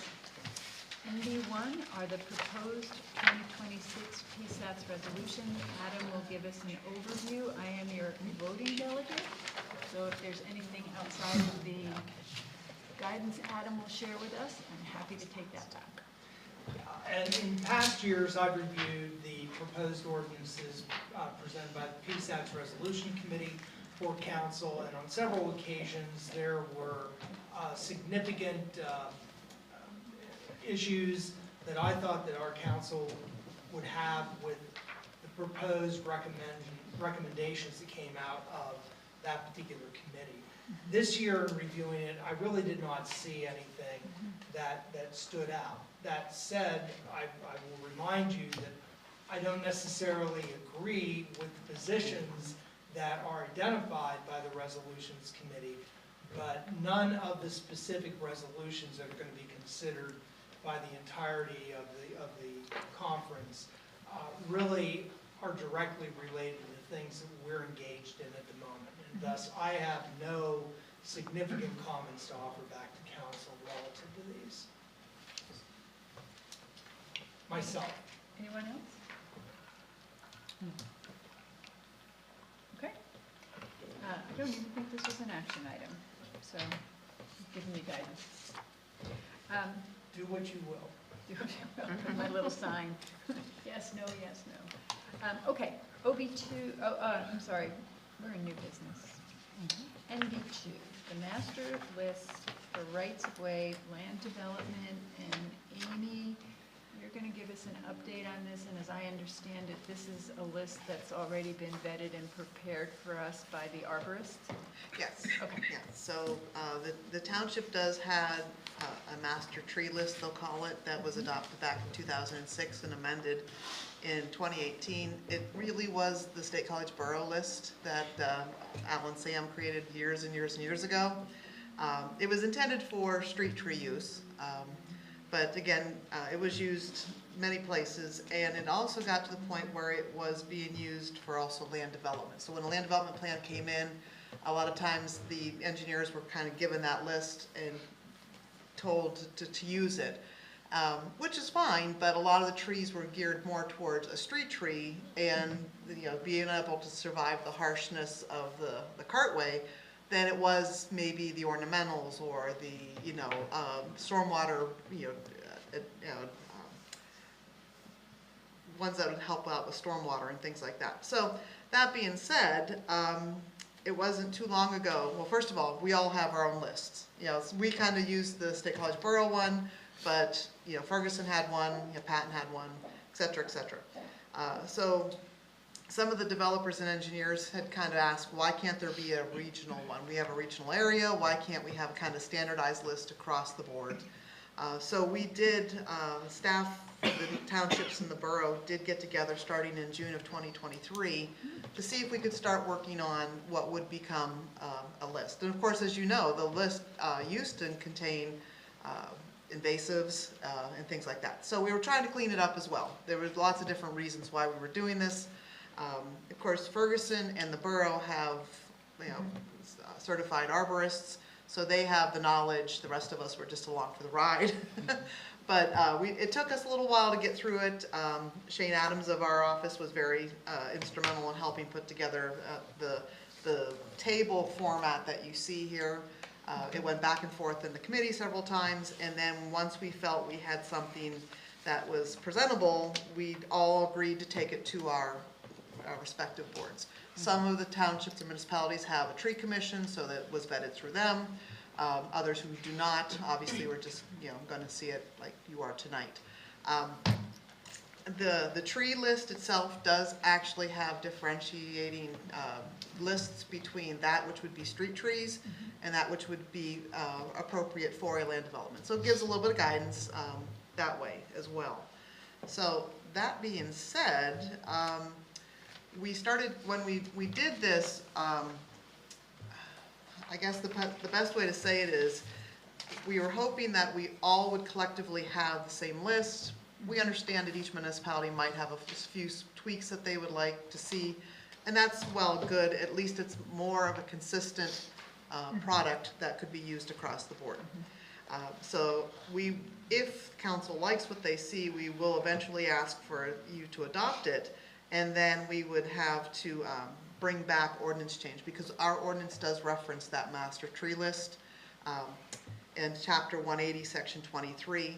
And then I've learned that we actually have a different process to use.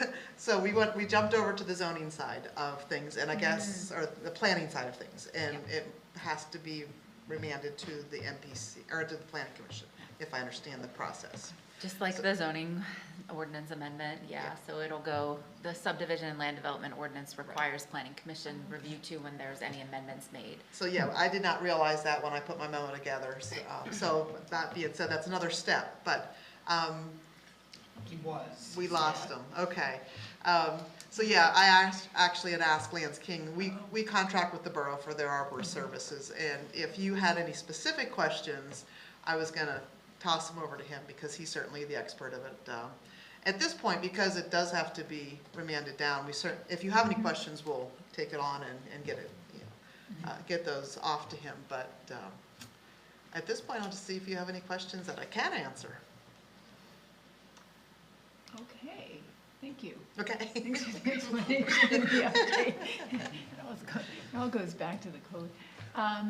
Okay, so I think what we're being asked to do is give you the nod on whether we agree with this list or want to. Well, and then also remand it back, Yeah. right? That's Okay. my understanding process. All right. Right. So I will. I was just gonna ask, is there any specifics for the remand that staff would like? No, out of council? I think now that you raised that point, I think it's important that we make as few changes as possible to the list. Again, as Amy had mentioned, these were put together by people that have a lot more knowledge than, managers and engineers and certainly assistants in terms of tree types and those types of things. The other thing that I wanted to mention is this is a much more exhaustive list It is. than anything that we have had previous. Even the adoption of the borough standards in 2018 pales in comparison in terms of the number of species, different types, and the different segmentations that have been identified in terms of street trees and ornamentals and varieties. So it is an expansive work, which explains why it took almost 3 2+ years. years To to pull together. But my recommendation would be yes, let's remand it, but remand it with an eye toward center region continuity. Consistency. And Yeah, consistency, yeah. yes. Okay, that's all. I mean, I'm ready to remand it to the planning commission. Do you need anything from us other than maybe a focus that we're looking for consistency? Okay. Yeah, if I could, I'm not second guessing, is that what you were asking? Are you looking for comment? Any comment? Okay. Having street trees in front of my house that are 20 years old that are dying from what is now a known blight, of course I went to the column, and I just wonder, since there's so many trees in here that say they are susceptible to a blight or a certain, doesn't that, by accepting those, doesn't that then burden us with more of a maintenance and an expense? Well, it is, and it can be, I guess, but I bet there's barely a tree out there that doesn't have problems. Okay, well, and that I was the mean, context I was Yeah. looking for, and if the ones that say there aren't, in 10 years, they may. Right, they still may be, yes. Because at the time ours were put in, that light was Exactly. not known. Exactly, so. Okay, so it's really a moving target. It is, and we also, as we've always said, you know, ordinances are live documents, and as we get more information and get better, you know, as things become invasive, we can always remove it and et cetera. So, Okay, and then this, the other comment is on behalf of the many township residents who have had to replace sidewalks at their own cost because of shallow rooted trees that keep sidewalks and driveways. I don't see any mention of that as a characteristic in here. I would just offer that as we vet this, as we pass this down through, that be a consideration, at least for the street trees right, that are adjacent to the sidewalks okay. and the driveways, because we pass that expense on to the residents when we allow those street trees, and then 10 years later, they have to fix their sidewalk. If I could offer something to that, from previous discussions of council, the installation thereof is critical too. And we identified that some trees didn't get installed as deep as they should have. So that's a critical piece of it as well. And the other element to this is if you review the list in some detail, and it's in fine print, but effort has been made to identify street trees within a certain, boy, I am just not coming up with the words tonight. Do you need Mike's help? Species? No. Canopy size? We're talking about what is appropriate, 3 foot, 4 Yeah. foot, Yeah. 5 foot. Right, Yeah, the grass plots Yeah. in the So tree the lawns. those buffers between the street and the sidewalk, Yeah. okay, are identified at intervals. So 3 foot, 4 foot, 5 foot. There is some attempt to. So that would help. That would help Right, my no, issue. that would be helpful to that issue. I'm sorry. Couldn't get it out. that's an improvement from current policy, yeah. Anything? I think it's a great list. I'm glad we have an arborist. Yeah, I'd like to take the credit, but believe Our me. maple tree was infested with spotted lanternflies at the end of the summer, and we were out there pulling them Yeah. down, and, I mean, it's, yeah, it's No, hard to I- predict what's coming next. Right. But I'm glad we have an arborist. Yeah, I can't. he's happy So, to help. I'm good, and I'm good with the remand that we. Be focused on that, yeah. Is there anything in the ordinance about establishing periodic review of the master tree No, list? not that I'm aware of. Could that be considered? We could always add like as amended in there too, so we don't have to come back and change the ordinance every time the list gets amended. Sure. But yeah, that's a Yeah, good Yeah. point better too. thing. Yeah, that's very good. Appendix as opposed to, built in, yeah. Right. Good idea. All right. You have what you need, Amy? I have everything I need. Excellent. Yep. All right. Do we have a motion, do we need a motion to remand? Do we Okay, need a motion? Okay. or I consensus? accept a motion to remand the master tree list for consideration to the PC and amending the saldo? Yeah? Yeah, potential modifications to ordinance Modifications, 18-2006. Saldo. Accept a motion? So moved. Okay, second? Second. All right, all those in favor, please say aye. Aye. Aye. Any opposed? Okay. Then, last but not least, where are we? Oh, where's just staff informatives? Anything there, anybody has any questions about? I just, if I could bring just one, just if you haven't read the Center Tax Agency, I think that's a success story of regional cooperation and everything. So they charge a commission of 2.4% on transactions, and then anything, if their actual expenses come in less than that, they refund that back to the bodies based on the revenue, the percentage of revenues collected. So their expense ratio was 1.58 versus the 2.4. resulted in about $600,000 of reimbursement back to the agent, or the municipalities that are in, and agencies, school districts as well. And College Township's looking at about $18,000 back. Thank you. That's good news. We always like to get money back. Like that. We like that. All I right. have something concerning the May 5th Planning Commission meeting where council's coming for the future land use map. We don't feel that you need to be at the open house that's starting at 5 PM.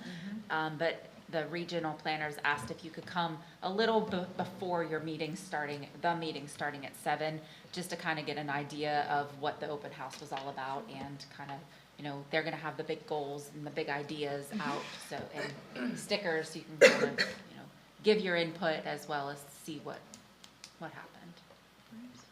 Thank If you you. could do that, that would be great. Anything else? All right, well then, I'll take a motion to adjourn. I'm sorry, are we on council staff and other matters? Sorry. Excuse me. Very quickly, an idea has been floated in terms of celebrating the 250th anniversary on July 4th of the United States, about the interest of council participating in the 4th of July parade. And the concept there would be potential for a couple of T tags with some seating, and throw some candy and wave our 150th posters and do some things like that. Does council have any desire to pursue that? I was asked to ask tonight. It would be nice. Considering I'm we sure just that there would be celebrated some our staff 150th. that would be interested in participating as well, but especially Mr. Bloom. Yes. Anybody radically opposed? The nice thing is the parade starts at 11. The major festivities don't start until much later in the afternoon at 4 for Fourth Fest. So it wouldn't necessarily be overly burdensome getting in and out in a timely fashion. Similar vein, you've heard that they're doing it different this year. Do we have any, and I'm not looking for it now, but if there's additional information. Okay. Doing what different? The fireworks. They're Smaller? honing it, yeah, they're honing it down. Cost. Most of the event is just gonna happen at Midler, was the last thing I had heard, but yeah, it's something that we could communicate to our residents. Yeah, once we have a few more details, Yeah. we'll definitely have to, we can get on that. And it's in our township. Yeah. So showing up at the parade wouldn't be too hard. Parade is held in the borough, Oh, okay. typically. I'm still. Where willing to most go to the parades borough. are. I still think it's okay. But it ends up by the stadium, right? I don't know. Or I'm thinking of the race, I'm sorry. Yeah, I know, and that gives plenty of time to get back from the race too, because the race goes off in the early morning. We'll provide more details. I'm just trying to gauge interest. I think I've got enough at this point. We need to be able to provide a few more details about any participation on the part of college. There's some interest in no pushback. Okay, great, thank you. I have no interest in riding in the vehicle that Mr. Bloom drives. I think we should get a nice vehicle. Get somebody's convertible, like, I know somebody who has one. Just put everybody in it. All right, anything else for the good of the order? All right, well then, I will accept the motion to adjourn. So moved. Okay. Adjourn.